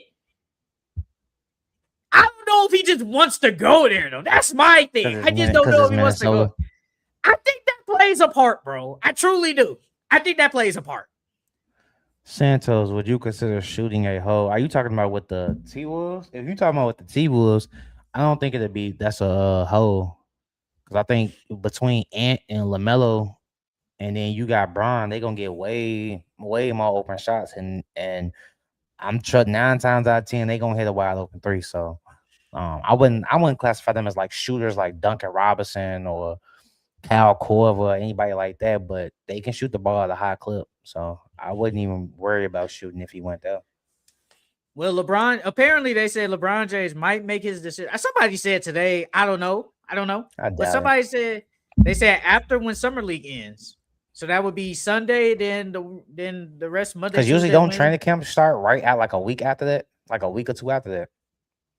Training camp starts in like September. Training camp starts in September. We still got basically a month left. No, I think the summer league is after the end of this week, right? Summer league ends on Sunday. You think they're doing training camp for 2 months? No. So training camp is like in September. Yeah. After this week, it'll be the 25th. In a week or two, it'll be like the 8th. Yeah, bro. Official training camp starts in September, but that's what I'm saying. But teams get together in the before training camp, like the preseason, not preseason, like the pre-training camp. They get together before training camp. Well, that's not the actual team. That's just players getting together, but that's not the actual like official team training camp. If you get what I'm saying. What team? Yeah. The official training camp starts in September. Yes, but let's just say a group of us, like in the group chat, we just say, hey, y'all want to go to Vegas and something, just train. That's what usually happens. But the official starts in September. LeBron probably does. I said I think he's gonna do it July, like late July. We're kind of in the middle of July now, so it's about. I think he's looking around saying, okay, LeBron is a very smart guy, so he's looking at every roster, be like, okay, can I fit with them? Can I fit with this team? Can I win here? Can I win here? He's looking at everything. He's taking his time. He only got a year or two left. No, I agree. He might as well just go ahead and go to Minnesota, dog. Go get Ant-Man a ring. Go get LaMelo a ring. I mean, the good thing is, like you've been saying, if he goes to Minnesota, he got all the defenders next to him. He ain't got to do nothing. I think about it. Minnesota might be kind of like the best of both worlds. You got defense next to you. You got shooting. And the thing is, you technically don't even really have to be the guy. I won't need you to drop 25 because I got LaMelo in there for that. And maybe even a Jaden McDaniels if he ups his score. I'm in the middle. When you need to, you can take over. Or if you want to defer, you can defer to either Ant-Man or LaMelo. And you can have, and I guarantee you they will let you have the ball in your hands. Like, don't get me wrong. LaMelo is really good with the ball in his hands, and so is Ant-Man, but they can play off the ball as well. So it's like with Philly, you just the fourth option. I don't care what anybody tells me. You're the fourth option. And it's like, does LeBron was already talking about third option behind Reeves. I don't know. I don't think I'm better than Reeves. So it's like, but you're Tyrese Maxey, Jaylen Brown, healthy Joel. It's like, does he want to be that? Who knows? Warriors, it's just the fact that you're old in the West. That's an old-ass team, and you're just in the West. Cavs, and defense. All of them are getting injured. If you think about the last couple of years, Steph has been injured a lot. Jimmy just got hurt. Porzingis stays out. So, man, it's a lot. But if LeBron does make a decision before next time we get on, what is your final team? What team do you really think he's going to? Real talk. Like, this your final decision. If I'm being honest, probably the Warriors. I think he's going to end up going to the Warriors. I'm going with the Warriors, bro. I've been saying it for a minute. I said I thought he would go back to the Lakers. Then I said if he's not going back to the Lakers, I'm like, he's going back to the Warriors. I mean, he's going to the Warriors. I think LeBron James signs with the Warriors. I truly believe that. And if not, it's Heat. It's Heat, bro. He don't need to go, bro. That's gonna be so nasty. It's gonna be just like that old Heat squad, bro. What old Heat squad? When they lost to the whatchamacallit, to the Mavs, when they had no shooting. That's gonna be nasty. They didn't have LeBron though, or Giannis. Man, bro, they had D-Wade and Bron. Well, LeBron played bad. Played bad in that playoffs. If he don't play bad, it didn't matter. They would have won. But he played terrible. He played terrible, bro. I hope he choose a dark horse team, bro. I hope he do. Just to shake the league up, bro. But him and Steph together, that is nasty though. Steph got to stay healthy though. They got to stay healthy. If all of them stay healthy, that is a championship team. But if any one of them get hurt, it's a wrap. And then they don't even got no bench. Oh, you got AirPods coming off your bench. Come on now. No, AirPods start. I think he starts. Well, until Jimmy get back. You can't start him when Jimmy get back. But I'm talking about now, though. We're going off now. I'm talking about when they fully healthy. When they fully healthy, he's coming off the bench. I already said I felt like Jimmy probably doesn't even start anyway. Jimmy probably starts on the bench anyway. He's coming off an ACL injury, and he probably takes his time. Yeah, I mean, for now, if that does happen, it'll be Steph, AirPods, LeBron, Draymond Green, Porzingis. So, and plus, you are already in Cali. Just go over there. Just go over there to the Bay. That bench nasty work. You ain't got no backup big. You ain't got no backup forwards. What backup guards you got? It's nasty over there. Every team has a hole, though. Every team has some type of negative. Not the T-Wolves. They don't have a bench. Their bench isn't really that good. Yeah, they do got a bench. Ayo. And Terrence Shannon. That's it. That's it. Jalen Clark, he's decent. He's in the below average okayish tier. He's right Josh there. Green, Bones Highland. Josh Green hasn't done nothing in like 2 years, bro. No, I can't give you that. He's a 3-and-D. We don't need him to be no 15-point per game. I never said that he was, but he wasn't. He hasn't really been all that though. He can barely check on the Hornets. He just 3-and-D, bro. But he could barely get a check on the Hornets though. Nah, I think I think their bench isn't really the best. I just feel like when it comes to all the other benches, not the Cavs. Well, the Cavs same tier. I probably put the Cavs bench the same tier. Actually, that bench might be better. Max Strus, Dennis Schroeder. Well, they said they might have to trade some of them to create some cap space, so those guys might be gone. What's that other team? Yeah, the Heat. Yeah, way better than that bench. That bench way better. I mean, Ayo and Terrence Shannon. After that, there's everybody else is a question mark in my opinion. I'm just saying, but yes, LeBron James, man. When will you make this decision? Who knows? Okay, the Mavericks. Oh, you want to talk about that? Let's go. Let's talk about it. The Raptors and Clippers trade, what we thought could be one of the best trades this offseason, is put on hold because they're waiting to see what the final decision will be made. So, what's your thoughts on the basically the NBA actually they said it wasn't the NBA. The teams have put it on hold until they waiting to see what happens with the Kawhi Leonard investigation. I mean, I feel like they waiting to see how long he's going to be suspended for if he's found guilty in any parts of it. But I feel like even if he's found guilty and if he's not missing the whole season, I would still do it. If he's missing like 20, because I think they said he could either miss the entire season if he gets found guilty, 40 games or 20 or 40 games. If he's missing either 20 or 40 games, I'm still doing that trade. Because 40 games is enough, or 42 to 40 games is enough for them to establish team chemistry. It's enough for them to know their roles when Kawhi gets back. So I wouldn't even be mad. I'm still doing it. Now, if he's suspended for the entire season, I might rethink that. Because how many years he got left on his deal? 1. So after next year, he's a free agent? Yeah.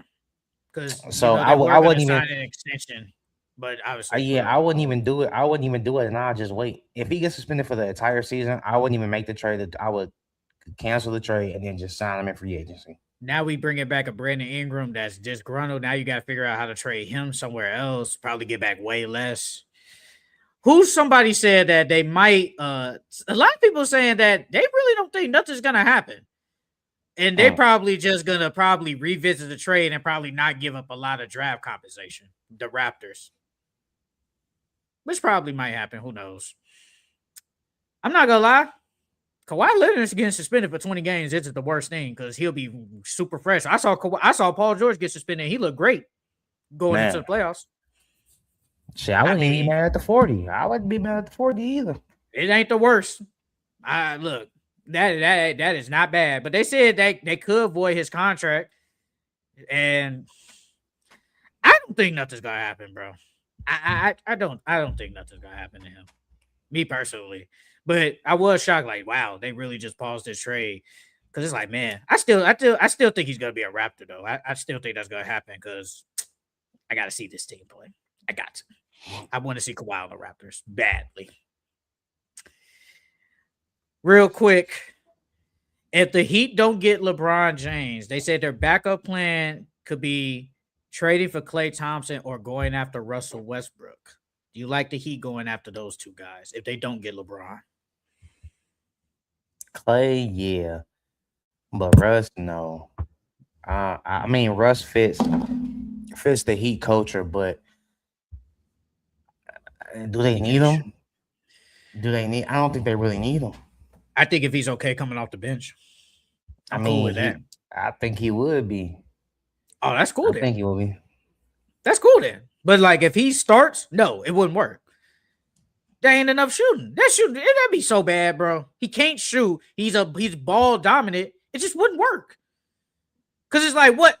Giannis needs the ball. What the hell Russ gonna do if Giannis got the ball? What are you gonna do? Sit in the corner? Yeah, like he did last year. Now, Westbrook was kind of more ball dominant. I ain't gonna lie. Well, I thought he was when a he little was with the bit. Nuggets. When he was with the Nuggets, Yeah, my fault. When he yeah. was with the Nuggets. And I definitely think, me personally, I don't think he liked that role at all. I think he likes just being like a dominant. Man, he's 37. He's 37. Man, all our guys is getting old. All the guys we grew up watching is getting old. Now I'm gonna have to tell Shorty, be like, bro, Westbrook was a monster. Don't look at all them teams he went back late in his career. That guy was a dog. And they was talking about the Wizards might look at him, but I was like, why the hell would he go? Why would they want him? Why would they want him? For what? There was no reason, bro, for y'all to even go after him. Now, if y'all ain't have all them guards, them young guards, I might be like, okay, that's cool. But y'all got a lot of guards, like young guards on that team. Why are we going after Westbrook? If they get Klay Thompson, I'm kind of cool with it. Giannis needs shooting. You need shooting. Mm-hmm. So that actually wouldn't be bad. And plus, he got rid of Meg. He might hoop. Because what you say last year? She sucked all his powers. She sucked all his powers, dog. She took all his powers away. That man legs was dead before every game. Hey, but he in South Beach now. He gonna find a whole bunch of bags. Mm-hmm. Now the Klay Thompson said he wouldn't be bad. Botox lips. Ugh. A bunch of BBLs. That's nasty. He gonna be BBL Drizzy. That's what. Ugh. Okay, so Bleacher Report put out the worst contracts in the NBA. I'll start with 6 because I'm not going to talk about Patrick Williams' contract. We know that shit's bad. Like we don't need to talk about him. Donovan Mitchell did sign that big contract extension. Obviously, that was when he was gone. But Donovan Mitchell, 5 years, $323 million. That's at number 6. Devin Booker, 4 years, $250. De'Aaron Fox, 4 years, $221. Paul George, 2 year at $110. Trae Young, 4 years, $212. And then number 1 is Joel Embiid, 3 years, $187. Yeah, the Joel Embiid and De'Aaron Fox are the ones I don't mess with. But I think Trae deserves this contract. I think Devin Booker deserves this contract. And so does Donovan Mitchell. I'm not gonna lie. They paid Donovan Mitchell a lot of money to not do anything. But I think you had to. Donovan Mitchell, bro, what's his he's getting paid a lot of freaking money, bro. The same with Devin. You said 5 year, 325, right? I think they're adding that with his with the 1 year deal he has left. I think that's what they're doing. He signed up 65 a year. I don't think he's worth 65 a year, bro. I'm not gonna lie. What he worth, like 50? Probably 50 something. The same with Devin Booker. Devin Booker ain't worth no damn 60 plus. They ain't nothing. We talking about 2 of the top 5 shooting guards in the league, though. But what have you done, though? You ain't done nothing, though. I mean, it's a team sport, though, Jay. Yeah, we can't do that all the time. We can't use that. Individually, though, they put up great numbers. Yeah, those great numbers have gotten you nowhere. He ain't done nothing. He's literally like Devin Booker, to his credit, he did go to a finals.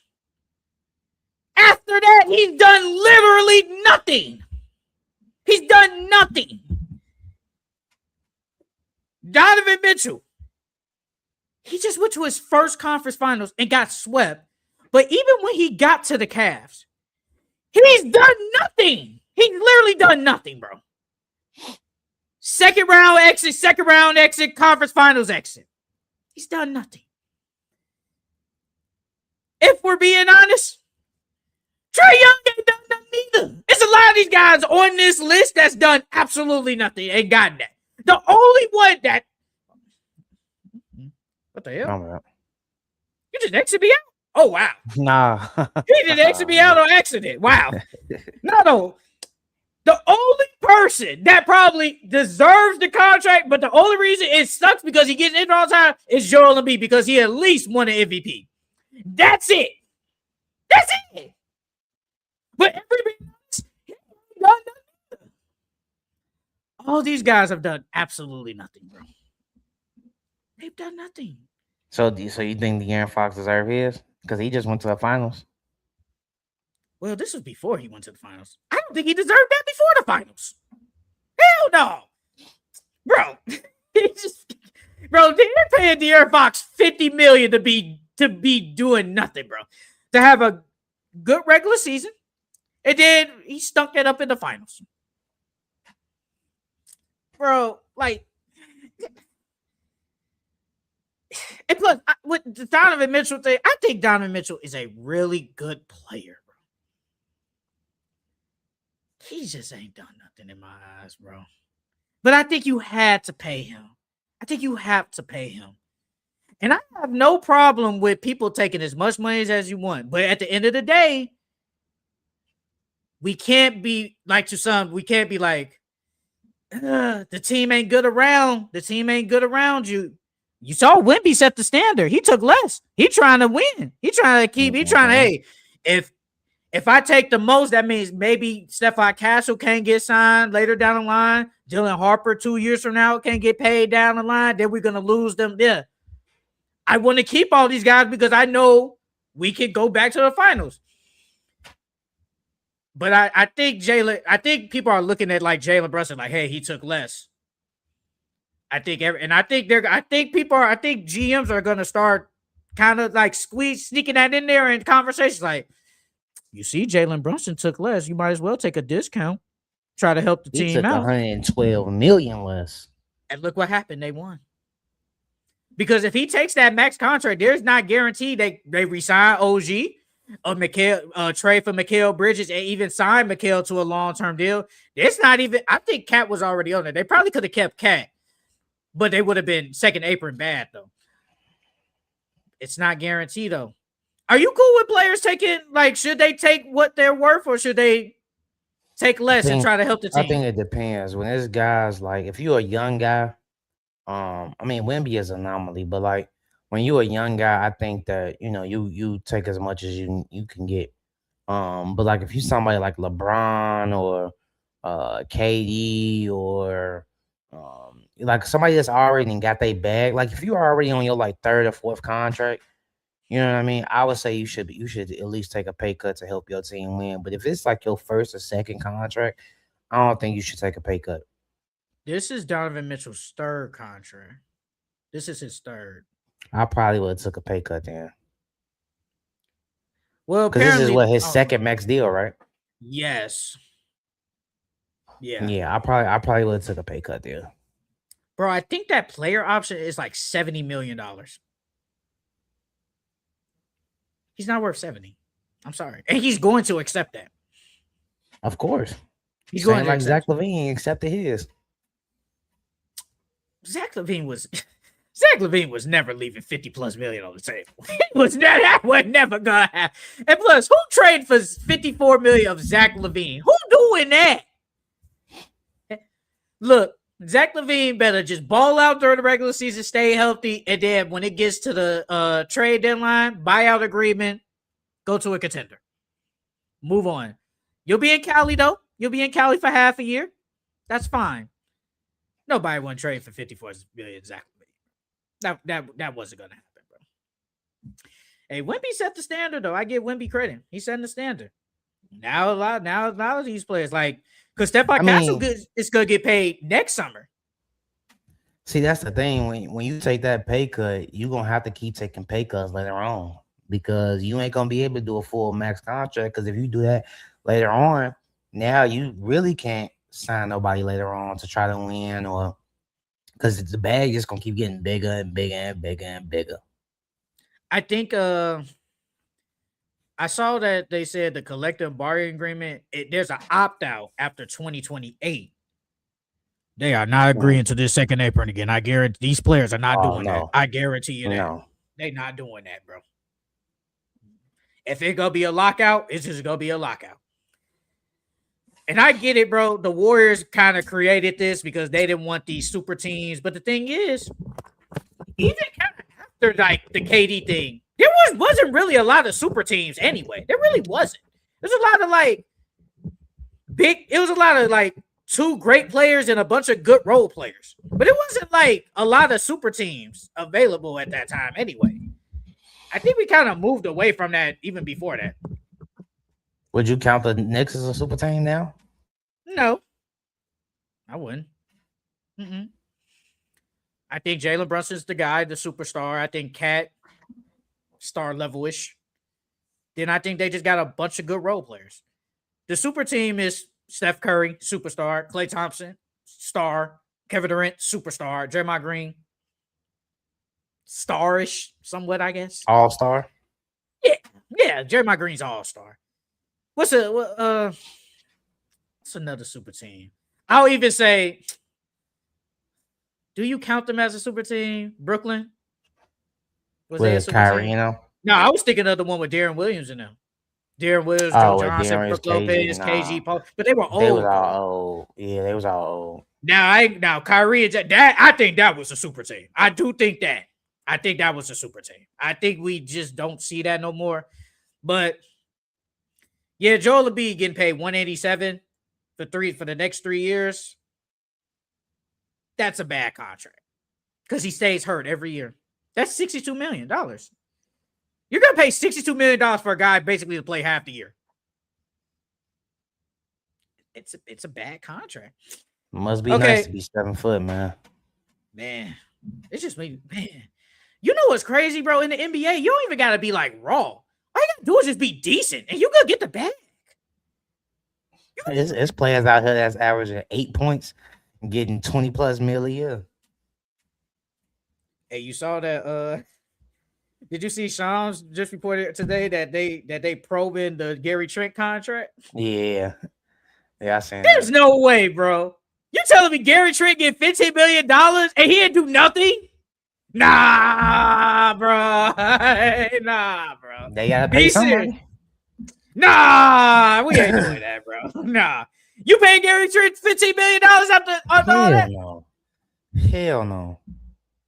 Bro, it said July 2024, he signed a 2-year vet minimum with a player option, declined that. It did July 2025. He opted out, signed a 2-year non-bird with a player option, and then he just signs 4 years, $64 million contract. Basically, somebody was saying how they allegedly they were saying, somebody was like, so they said, look, we gonna sign you to the vet minimum. Okay, do whatever, sign back for the vet minimum again.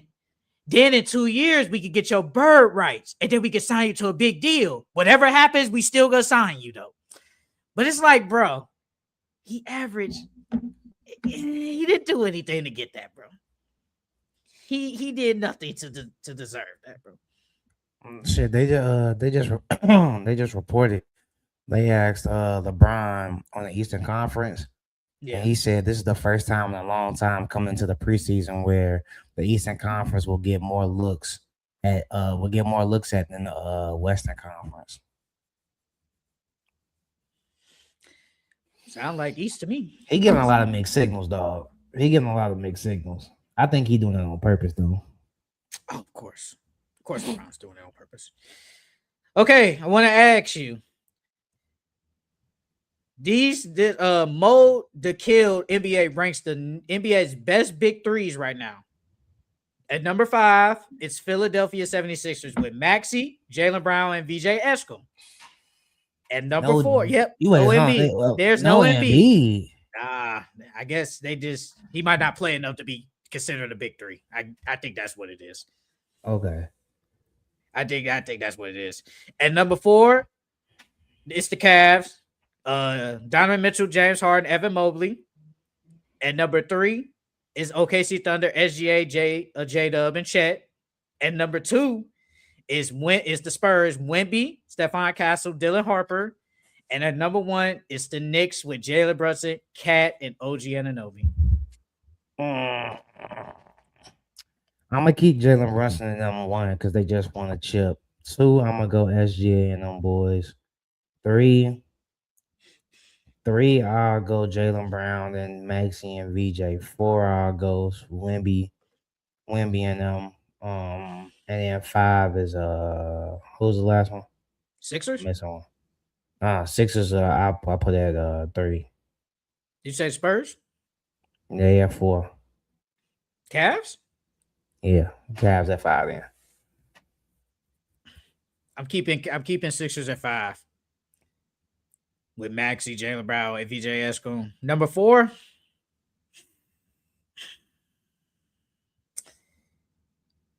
I might put the Spurs at 4.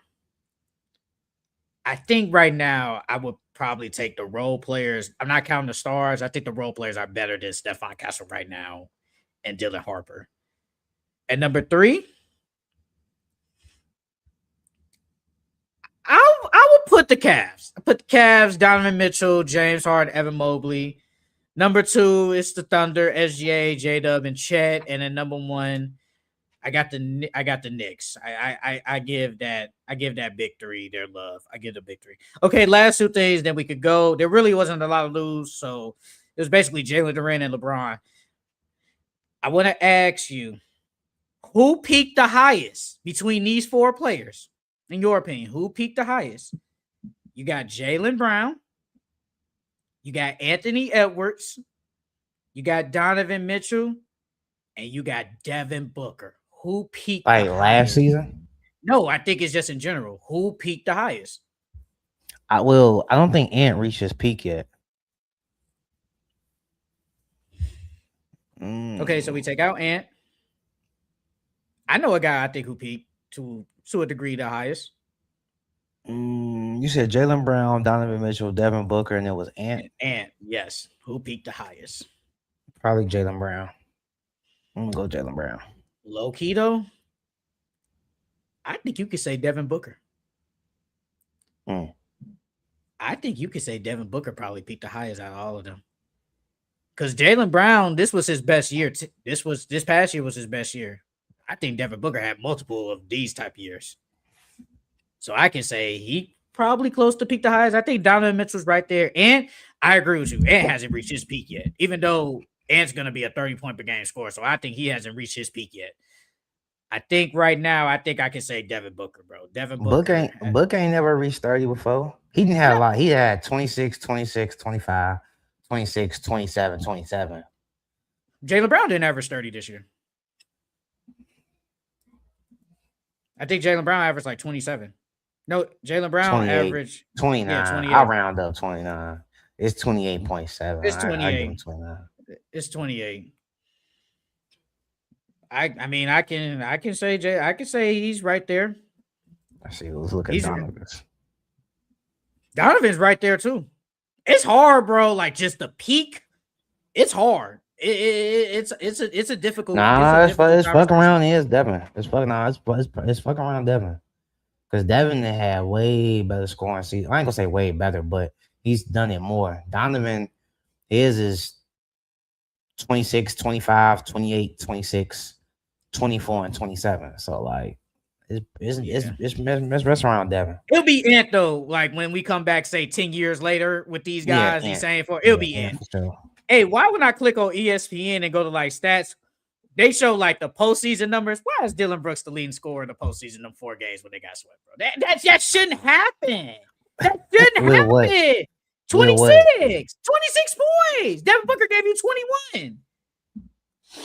That shouldn't happen, bro. I'm sorry. Like, it shouldn't. I don't think Ant averaging 30 this year, though. What? He averaged 29 this year. I don't think he's going to average 30. Well, LaMelo Ball now might make life easier for him. All right, lad. Well, if I can find this thing, that'll be the last thing. Rank these players all time, 1 through 4. All time. Okay. Klay Thompson, Paul George, Damian Lillard, and Kyrie Irving. All time. You already know who I'm going 1. Kyrie Irving is number 1. That's biased. That's no, it's not. Biased. It's facts. It's definitely more biased. Kyrie Irving number 1. I'm gonna go Klay 2, Dame 3, and Paul George 4. I mean, we going all time. Wouldn't Klay Thompson be like ranked higher? No, it depends on what we going. If we going by, I think it's just rank them all time. Like, who would you like? I think it's a combination of everything. I think it's a combination of everything. If we going off just strictly like talent or statistical categories, or are we adding rings in there? Because if that's I think the case, it's everything. Clay is I think one. it's everything. I think it's everything. If that's the case, Clay is 1, Kyrie is 2. If we going off rings, but if we going off the totality of everything in their career, I'm still I think it's Kyrie everything. Irving. I think Kyrie Irving is all time better than Klay Thompson. Because he was just a better player. A better player. And the one ring. I go Klay 2. And I go Klay 2, Dame 3, PG. You think Klay Thompson ranked better than Damian Lillard? No, but I think the rings put him above him. Okay. If I had to go in order from 1 to 4, at number 4,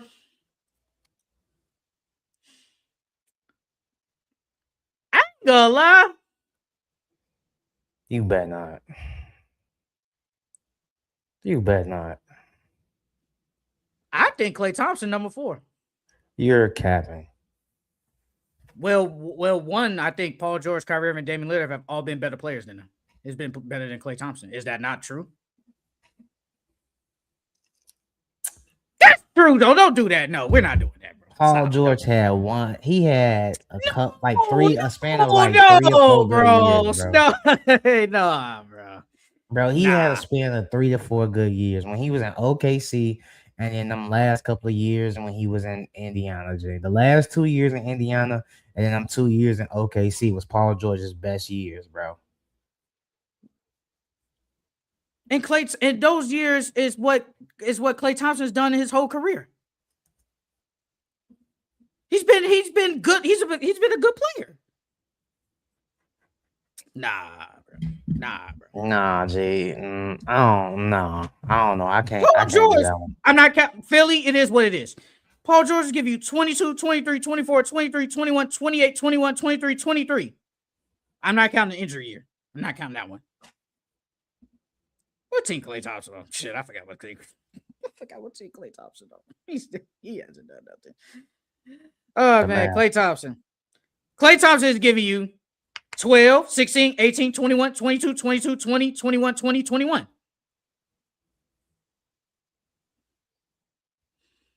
Like, I think honestly, Paul George is a better player than him, period. He's a better player than him. Now, all time, he might be better. You could argue, but better player. Because I think it's just so hard because, like, just all time. Because if we take the same years, if we take their best 4 years, Klay Thompson's best 4 years was from 2014 to what, 2018, 19, and then you do the same thing for Paul George. Which one you taking? I'm taking during them years. I'm taking Klay over PG. I'm taking Paul George because at that time PG was the best player on his team. And wait, what years was it? What years? 2014 to 2018, 2019. Oh, that was when he Pacers, somewhat. Pacers and then OKC, yeah. So I mean, then you got to think about they had 2 different roles. We never seen Klay Thompson as the first option during them years. If Klay Thompson was the first option, he probably would have been putting up similar numbers because that's when he was at his peak. We can't do that. We didn't see that. That's what I'm saying. We didn't see that. So we can't do that though. We can't add that though. I know that. So I'm saying, like, during that time, Klay Thompson was at his peak. And so he was playing with Steph Curry and still playing great. So he was a really good defender. He was guarding the best players every single night and still shooting the ball at a high clip. And he was a second option. I mean, I'm taking that. I'll take that over PG. And then none of those years was better than Paul George. None of those years was better than Paul George. Well, that 2014, that 2015 season, that first season was. You talk about that year of Klay Thompson was better than that year of Paul George? Yeah, he only averaged 8 points. But we're talking about throughout, though. Paul George has been better than Klay Thompson throughout his career, though. And I know you can't say, well, second option, but we can't do the what if. We just going off what we seen. What have we saw? We can't. I'm still taking Clay. And Damian Lillard has been better than Klay Thompson too. He just has. He has. I mean, Kyrie Irving, he's been better than Klay Thompson. He just has. Paul George, it's just been better. Like, bro, even when okay, who would you rank all time better? Klay Thompson or Jason Tatum? JT.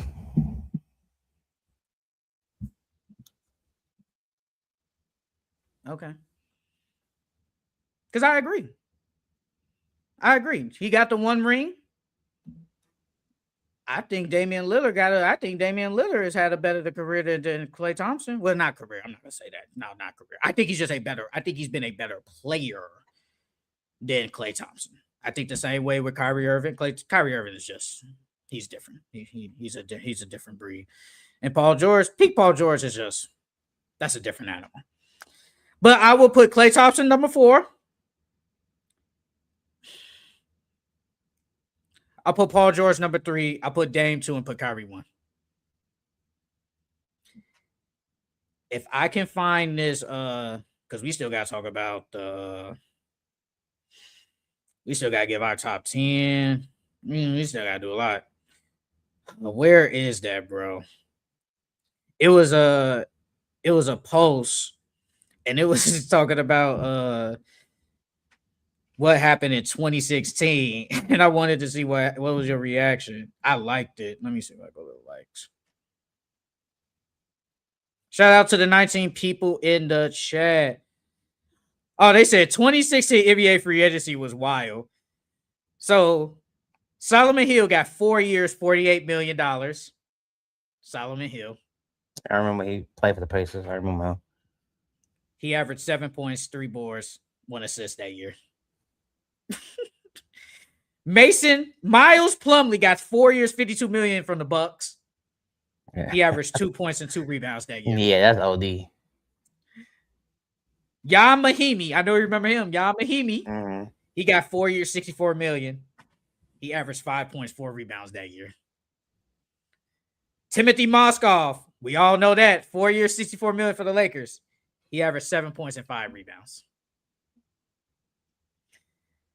Bismack Biyombo, 4 years, $70 million from the Magic. He averaged 6 points and 7 boards that year. Bismack wasn't that bad though. 4 years, he $70 wasn't million? that bad. Nah, he ain't worth at that time though. At that time, he wasn't that bad. Yeah, he wasn't that bad. Kent Bazemore got 4 years, $70 million from the Hawks. He averaged 11 points, 3 boards, 2 assists that year. That one, he ain't worth $70 million either, but I'm okay with that one. Joakim Noah, 4 years, $72 million from the Knicks. We remember that. Yeah. He averaged 5 points, 8 rebounds that year. Luol Deng, 4 years, $72 million from the Lakers. He averaged 7 He points only played, what, like 1 year, didn't he? I think he played. I don't think he played that many, bro. Because I know they were still paying him. I know he was he was on a book still. Hey, this a guy you remember. He was low-key decent. Allen Crabbe got paid 4 years, $75 million from the Blazers. He averaged 10 points. He averaged 10 points, 3 boards that year. He didn't deserve that. Evan Turner, 4 years, $75 million from the Blazers. He averaged 9 points, 3 boards, 3 assists. Bro, I thought Evan Turner was gonna be decent as hell in the league. I thought he was gonna be decent, bro. I thought he was gonna be decent. Wasn't he like number 2 overall? Yes, behind John Wall. Yes. I thought he was gonna be decent. Ryan Anderson, 4 years, $80 million from the Rockets. 13 points, 4 boards, 40% from the 3. I actually don't think that's that bad. I don't think that's bad. That's $20 million, but I don't think that's that bad, bro. That's the worst one. Chandler Parsons, 4 years, $94 million from the Grizzlies. He finessed the whole league, bro. He averaged 6 points and 2 boards that year. Granted, it wasn't his fault that he got injured, but he finessed the whole league, Jay. And the last guy, Nicholas Batum, 5 years, $120 from the Hornets. He averaged 15.6 boards and 6 assists. That ain't that bad. That's not that bad. All right, bro. I don't have nothing else. I think I'm good. Let's talk about our top 10 players from this past year, bro. Let's start with number 10. Obviously, let's start with our honorable mentions. Who do you have as like your honorable mentions? Top 10 players. Honorable mentions. Of course, Giannis. He's not in the top 10, but because he missed so much time. But I think Giannis, Sengun was in there for me. KD was in there for me. Um, those are the only ones I had. Giannis not even an honorable mentions. He didn't even play a lot this year. Sengun, I didn't even think of him. My honorable mentions are Kevin Durant. This is so hard. I think it. Jalen Brunson. What? Jalen Brunson honorable mention, bro. He's right there in the mix between where I have these guys that he's in the mix between 9 and 10. Jalen Brunson. I had somebody had to be an honorable mention for at least for my list. Somebody had to be there. I guess I'll start. At number 10, best player from last year, I got Donovan Mitchell. He averaged 27 points, 4 boards, 5 assists, 48 from the field, 36 from the 3. He led his team to a conference finals. He was amazing this past year. Was an all NBA player. I think he was all NBA second team. Obviously, still one of the best scorers in the league. We just said it a couple of minutes ago. Top 3 shooting guard still in the league. Donovan Mitchell had a great year. I think he really had a good year. It just ended with disappointment, but just the overall year, he in my opinion, he was a top 10 player. But I got Donovan Mitchell at number 10. At 10, this is where I got Jalen Brunson. I thought Jalen Brunson, he played well this year. It wasn't the Jalen Brunson that we saw in previous years, but I think he still had a good year and he led that team, with clutch moments throughout the year. So yeah, I got Jalen Brunson at 10. Not mad at it. At number 9, you could argue you should be up higher. Tyrese Maxey. Tyrese Maxey at number 9, 28 points, 4 boards, 6 assists, 46 from the field, 36 from the 3. I thought he led that Sixers team all year. I know he missed a decent amount of time, but he missed a lot of time. He played 70 games. So he missed 11 games, 12 games, my bad, 12 games this year. But he was leading the team all year with Joel Embiid not being there, Paul George suspension. Like, he led the charge. One of the best scorers. I think he led the league in shot attempts this year. Like, Tyrese Maxey was one of the best guards and one of the best point guards in the NBA this year and was an all-star. Tyrese Maxey definitely deserves, probably could be higher, but I got Tyrese Maxey at number 9. Tyrese Maxey was a dog this year. I got Tyrese Maxey at number 9. And now this is where I got Donovan Mitchell. You already talked about Donovan Mitchell and how well he played and kept that Cavs team afloat all season and drugged them to the ECF. So I got Donovan Mitchell at 9. Did he drag them to the to the ECF? Did he drag them? Yes, he did. Yes, he did. He dragged them. He did, Jay. He dragged them. Because Jared Allen had good game 7s and James Harden was iffy every majority of the time. But at number 8, might have a case of being higher, but at number 8, I got Kawhi Leonard. Kawhi Leonard, 27 points, 6 boards, 3 assists, 50 from the field, 38% from 3. One of his healthier years. He was leading the charge for the Clippers. Obviously, James Harden left, so he had to take control of the team. With a lot of new rosters, with Zubac being gone, Darius Garland, Ben Mather coming in. He kept his team afloat, helped them get to a play-in berth. I know they lost against the Warriors, but he was leading the charge. He was really good for the LA Clippers this year.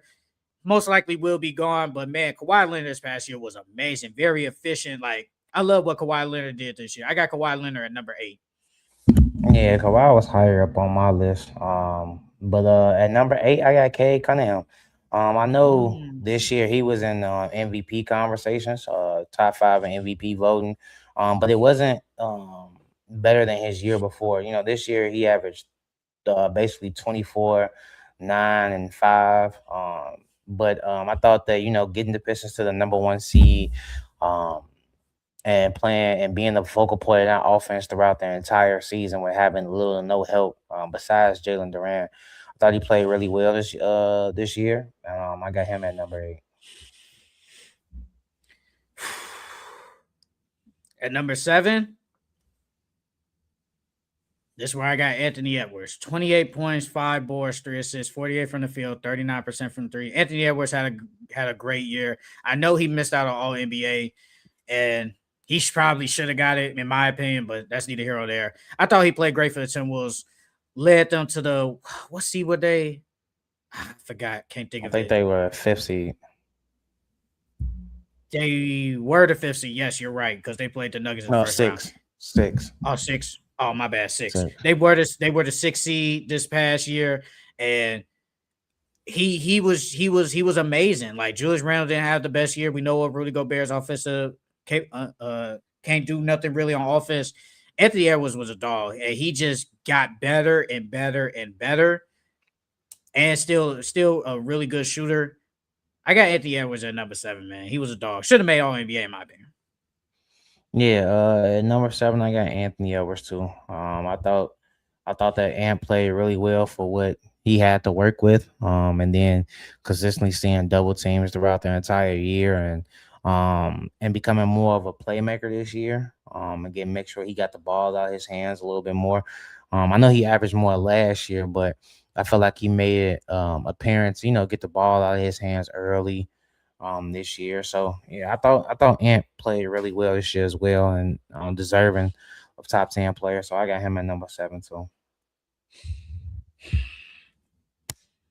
This is where it got this part. At number 6, I got Jalen Brown. I got Jalen Brown. What? I got Jalen Brown number 6. 28 points, 7 boards, 5 assists, 47 from the field, 34 from 3. He did lead his team to the second seed in the East. I thought he was great. I thought he was freaking great, bro. Truly believe that. He did blow a 3-1 lead. That is neither here nor there. He did deserve his second team All NBA. I know you kept saying he should have been first team. That's neither here nor there. I thought Jalen Brown was great, but I got him at 6. It was a hard decision between him and the next guy at number 5. It was a very hard decision. I got Jalen Brown at number 6, bro. He was top 10.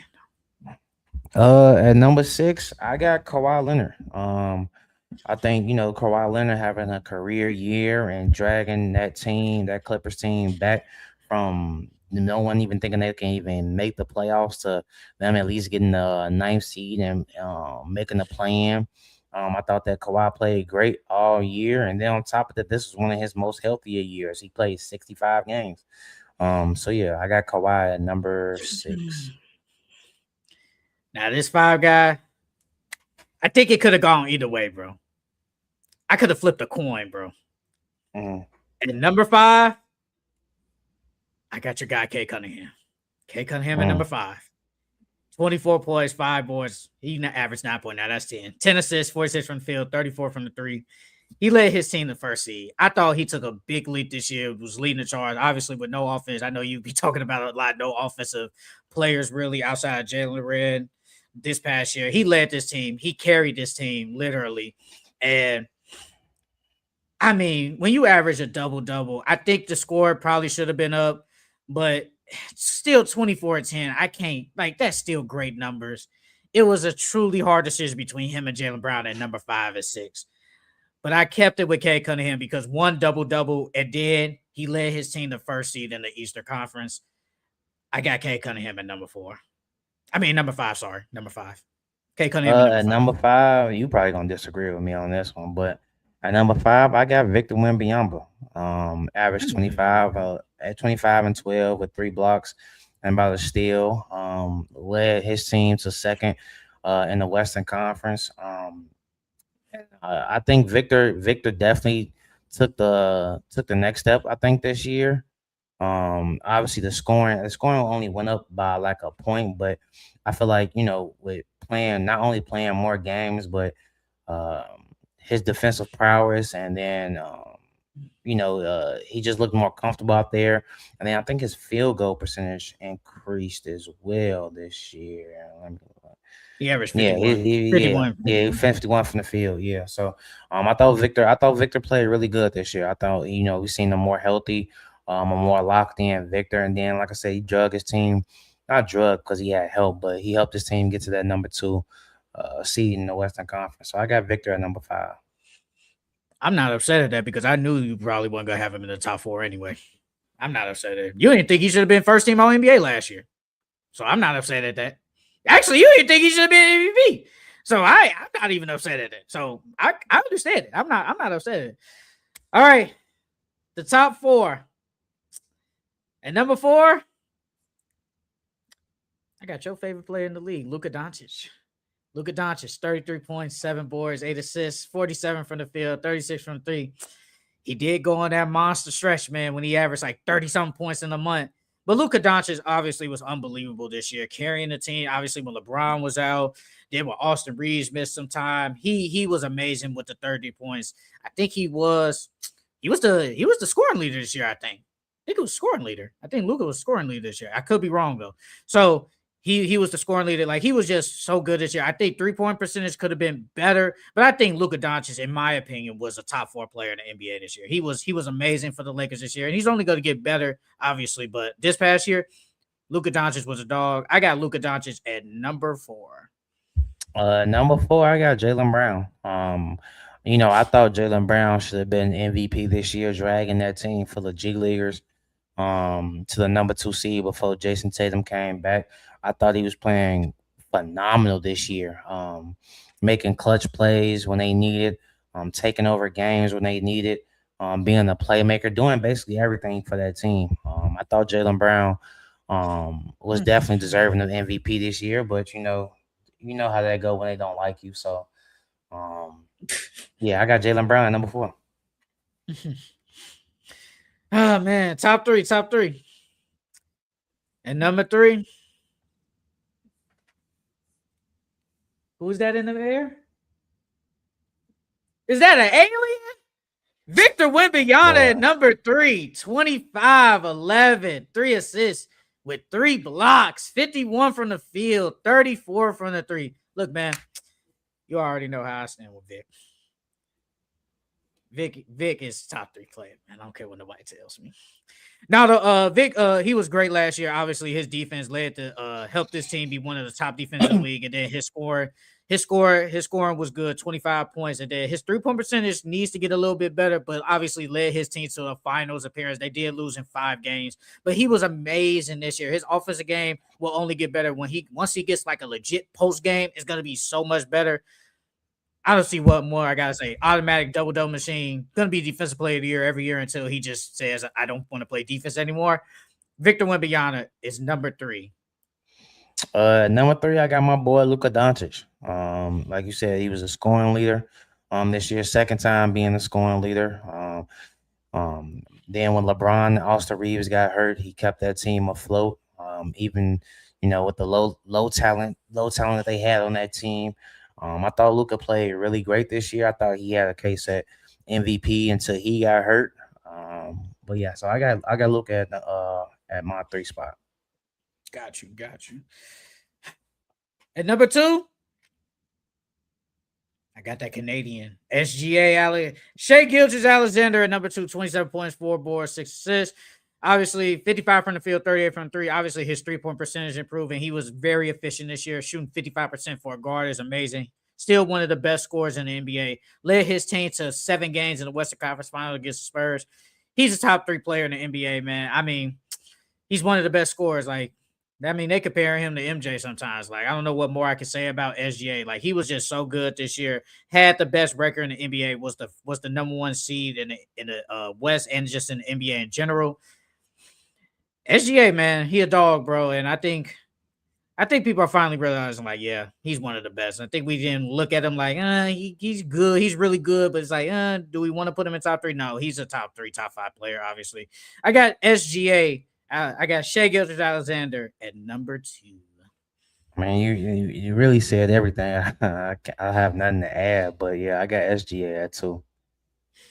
And at number 1, we got the same guy, Nikola Jokic. Nikola Jokic at number 1, 27 points, 12 boards, 10 assists, 56 from the field, and 38 from the 3. The first player ever to lead the league in assists and boards. The first player ever to do that. You think he could do all three? Points, rebounds, and assists?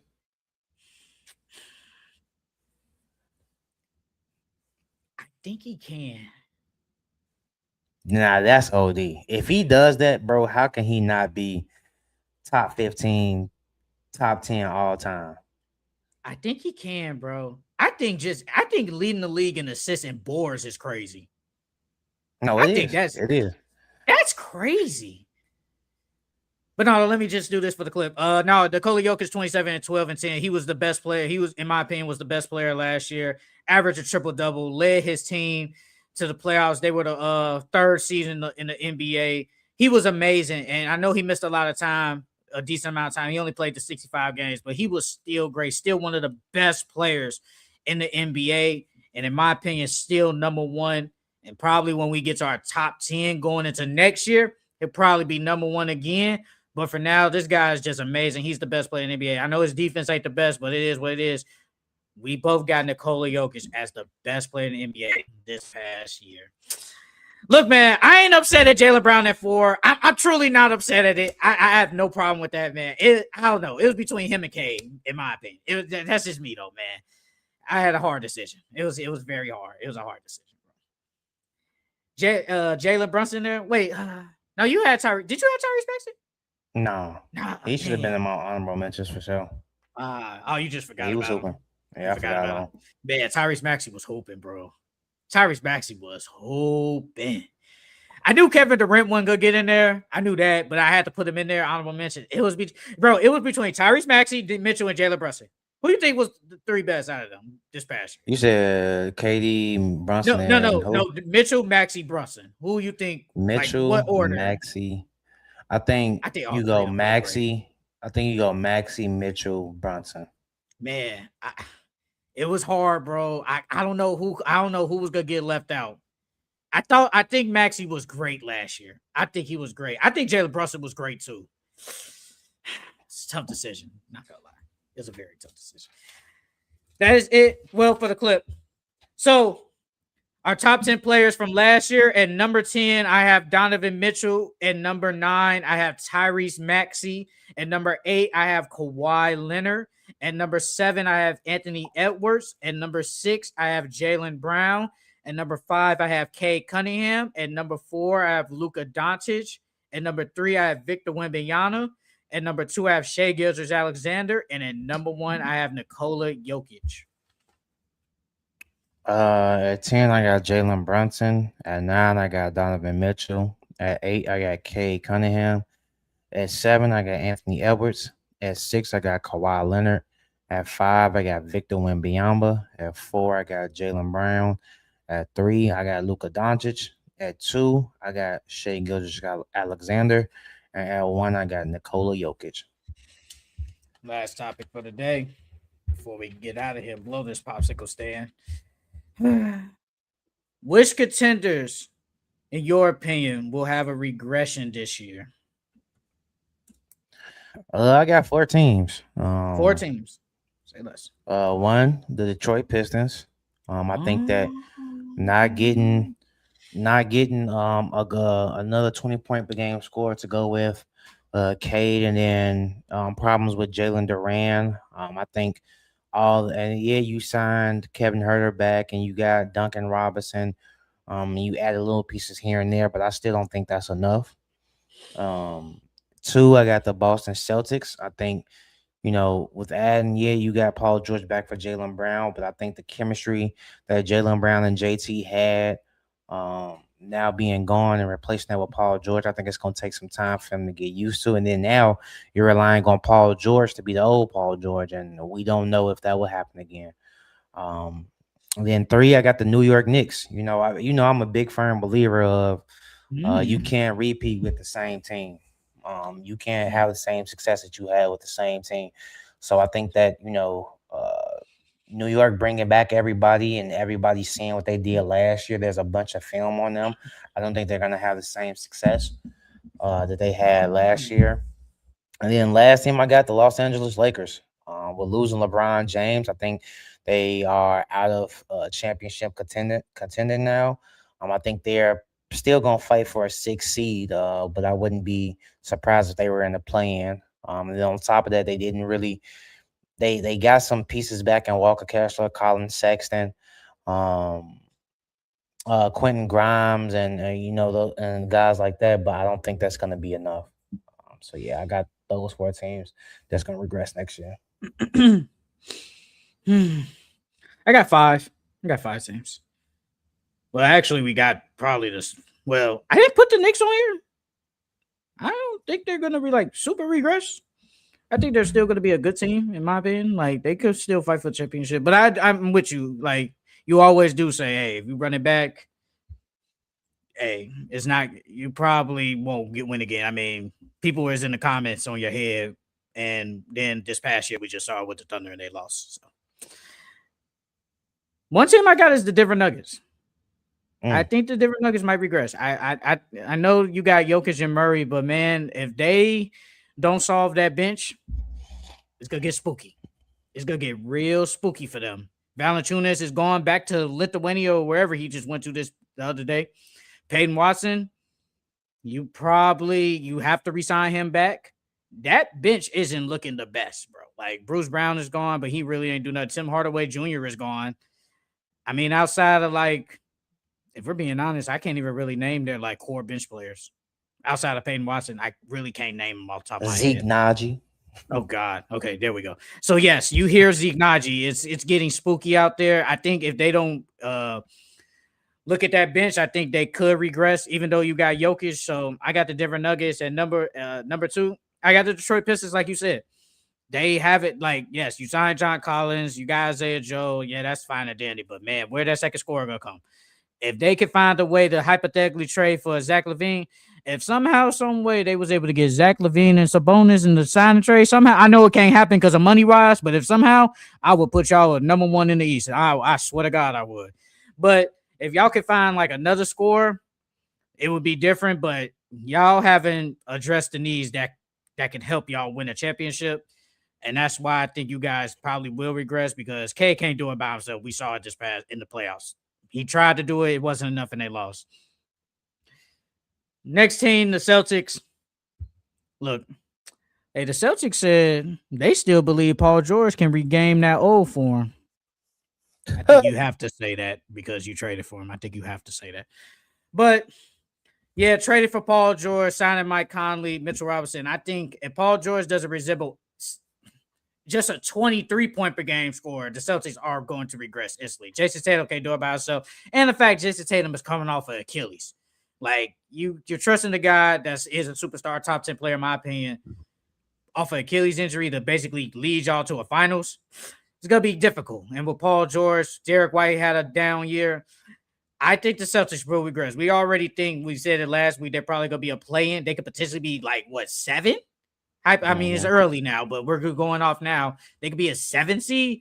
Yeah, I think the Celtics probably will regress because you traded away a superstar last year, a player that was, in Charles' opinion, the MVP of the league. You traded that, and that's going to hurt. So I got the Celtics on this list.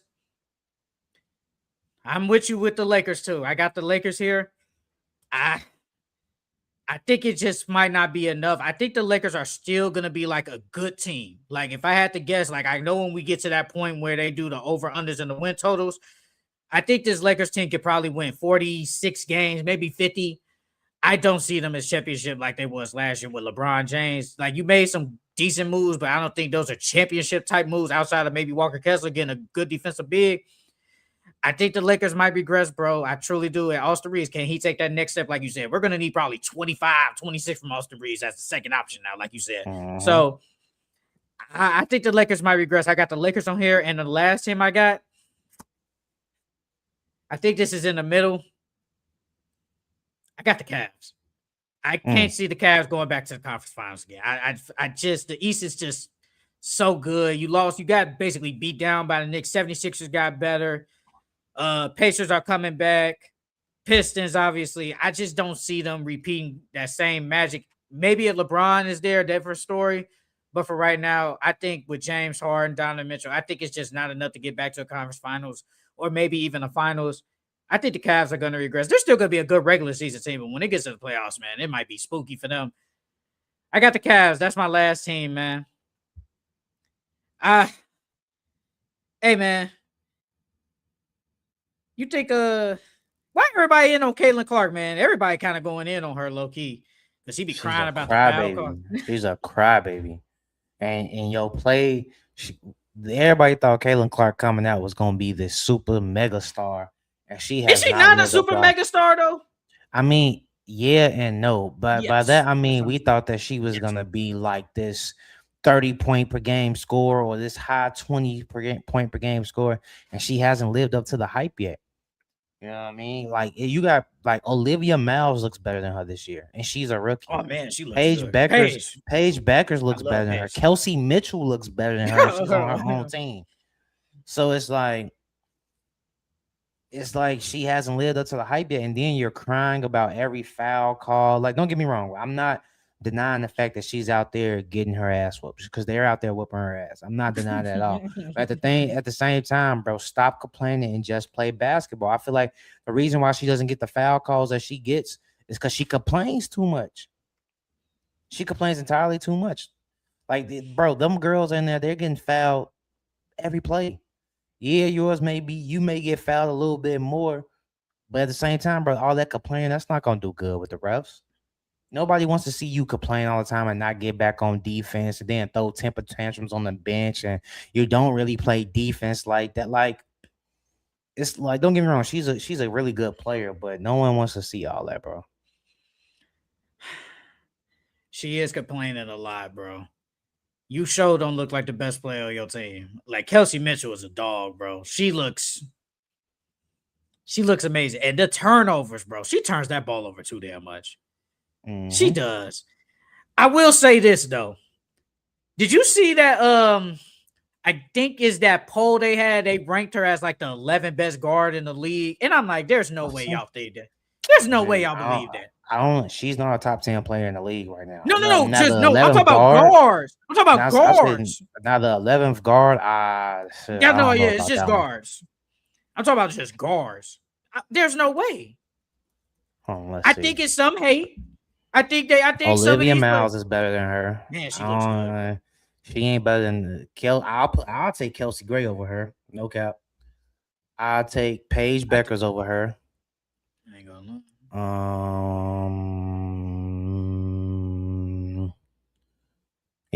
I'll take Sabrina over her. She probably about 5 or 6.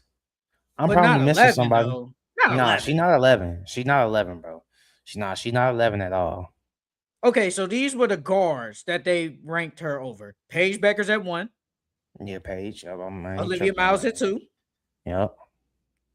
Okay, this is just overall because they do fan ranked, player ranked, and all that. Okay, so just from overall stats, I take this back. I'm gonna go by the players. This is what the players ranked her. The players ranked Paige 1. Mm-hmm. The players ranked Ryan Howard at 2.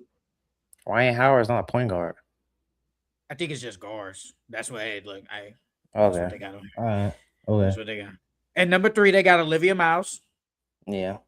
And number 4, they got tied with Sony Citron from Washington and Maria Mabry. Yeah, that's from the Mystics. Yeah, and Maria Mabry, who been hooping this year. She been hooping. If we just going off strictly guards, then okay. But if we just going off strictly guards, I think it's just guards. Yeah, okay. Well, overall guard, she's they got her number. They got her overall guard, like just overall, she's ranked number 3. Then Kelsey Mitchell is 4, Ryan Howard is 5, Elisa Gray 6, Kelsey Plum is 7, Sony Siriton is 8, Maria Mabry is 9, AZ Fun is 10, and Jackie Young is 11. AZ Fun should not be 10. She's not that. She's had an okay rookie season, but she should not be at 10, dog. I ain't gonna lie. I know Paige Becker's there, but I know every day y'all looking like, damn, we had Olivia Miles right there. They wouldn't have fit. I don't think they would have fit, Jay. I don't think they would have fit. Well, They could have made them fit, but I don't. The better fit was AZ because she's a shooter. She plays off the ball. Paige can play off the ball, but you want the ball in Paige's hands. So Was it more fit or was it more of both. they were together? Whatever you can say, both. It was a fit in because they were together.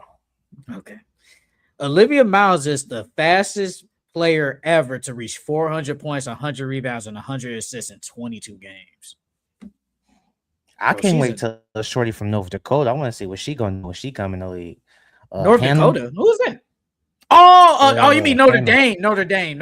You said North Dakota. North Dakota. Oh, yeah. Man, she a dog, Notre Dame. bro. I want to see what she gonna do because her and Olivia, they do the same. Well, Olivia's bigger, but they both do the same thing. So I wonder how she gonna be when she get in the league. But I know you waiting on your girl, Juju. Hey, we tanking for Juju. Juju coming back for Avengers this year, bro. She go hoop. We tanking for Juju. She can come out. Don't the worst team get the first pick, right? I think at WNBA they go by combined of the last 2 years. That's why Dallas got the first pick back-to-back years. So they go off your last 2 years. I know we've been but the last 2 years. We was 12 last year. We was tied with Dallas last year at 12. And we 12 this year. Yeah, we 12 this year. So 15 ain't that far. The Seattle Storm, they got 6 games. We got 8. Juju. Come on, y'all. Juju with Rakia. Juju with Rakia. Juju, Rakia, and Cardoso. I like that 3. We on to something. Then we just need to fill it out. We might get 2 lottery picks. Hold on. I think we might get 2 lottery picks this year. Who's the second lottery pick? I don't think Hannah gonna be there, but if Hannah's there, I'll say Hannah. Chicago's got draft picks. Man, Olivia's a dog, bro. It's crazy. They don't even have Nafisa Collier, bro. They don't even have her yet. Oh my god! I don't even think nobody expected her to be this good. Bro, they're 19-6. They better than Las Vegas? You think they better than them? Who? Minnesota? Yeah, you think they better? I mean, they got the age. They got the experience, so I can't say they better.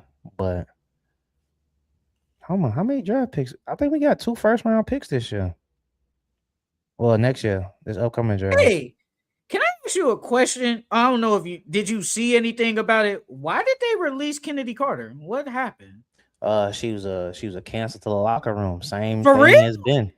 Yeah, bro. Her attitude, like the talent is there, but her attitude is just nasty. That's bro. Why they did that for real? Yeah, her attitude is nasty, bro. Wow. Because that was shocking. Like she was hooping off the bench. Yeah, she was. Wow. Her attitude nasty. This is my thing, though. Okay. We know you was, I guess, a cancer to the locker room in Chicago, right? That's why they basically released you. Well, they didn't sign you back. You go overseas for a year. I felt like that should have been a wake-up call because you was out the league for a whole year. Then you go to Vegas, the best team, arguably, obviously one of the best teams in the league, and you're really playing good off the bench, and you still doing that? Yeah, that's just Yeah, bro. Chicago got 2 first-round picks next year. Isn't it one from the Atlanta too? From trading Angel Reese, I think. Yep. That pick probably won't be that high because I think Atlanta's kind of been losing recently. As long as we get a good guard in return, we ain't gotta get no. They the 5th best team. They 14-10. So that's somewhat at the bottom. As long as we can get a good guard to pair with Juju and Cardoso, we good. Man, Dallas is really good, bro. Man, Paige she's a dog. They got to trade Arika though. Arika. Hey, man. That be sometimes she don't be doing nothing, bro. Bro, it's been multiple games she scored under 10 points, dog, and that's not her. Oh, nowhere near her, bro. Like she's a bucket, bro. Her last game she got 0, and she played 30 minutes too. She has 0 points in 30 minutes, dog. Last game. No, wait, am I tripping? Oh no, wait, that's personal foul. Sorry. I was gonna say, dog. I'm sorry, my bad. Because I moved over and I just saw 0 rip. My bad. She had 17. She was 6 for 14 with 17 points.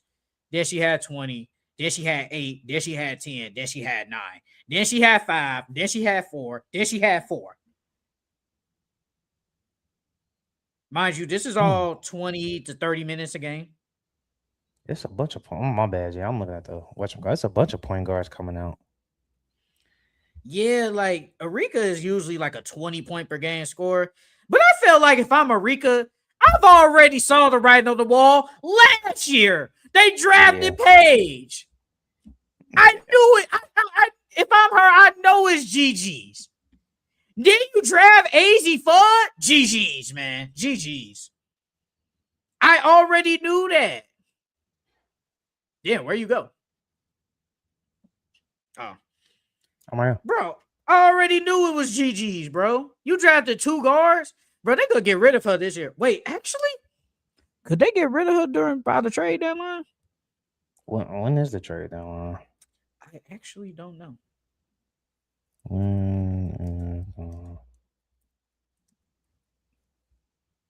That's crazy. New York is the 8th seed, bro. They barely It's August 2nd. That's in 2 weeks. Bro, New York got this what's that team. big for them?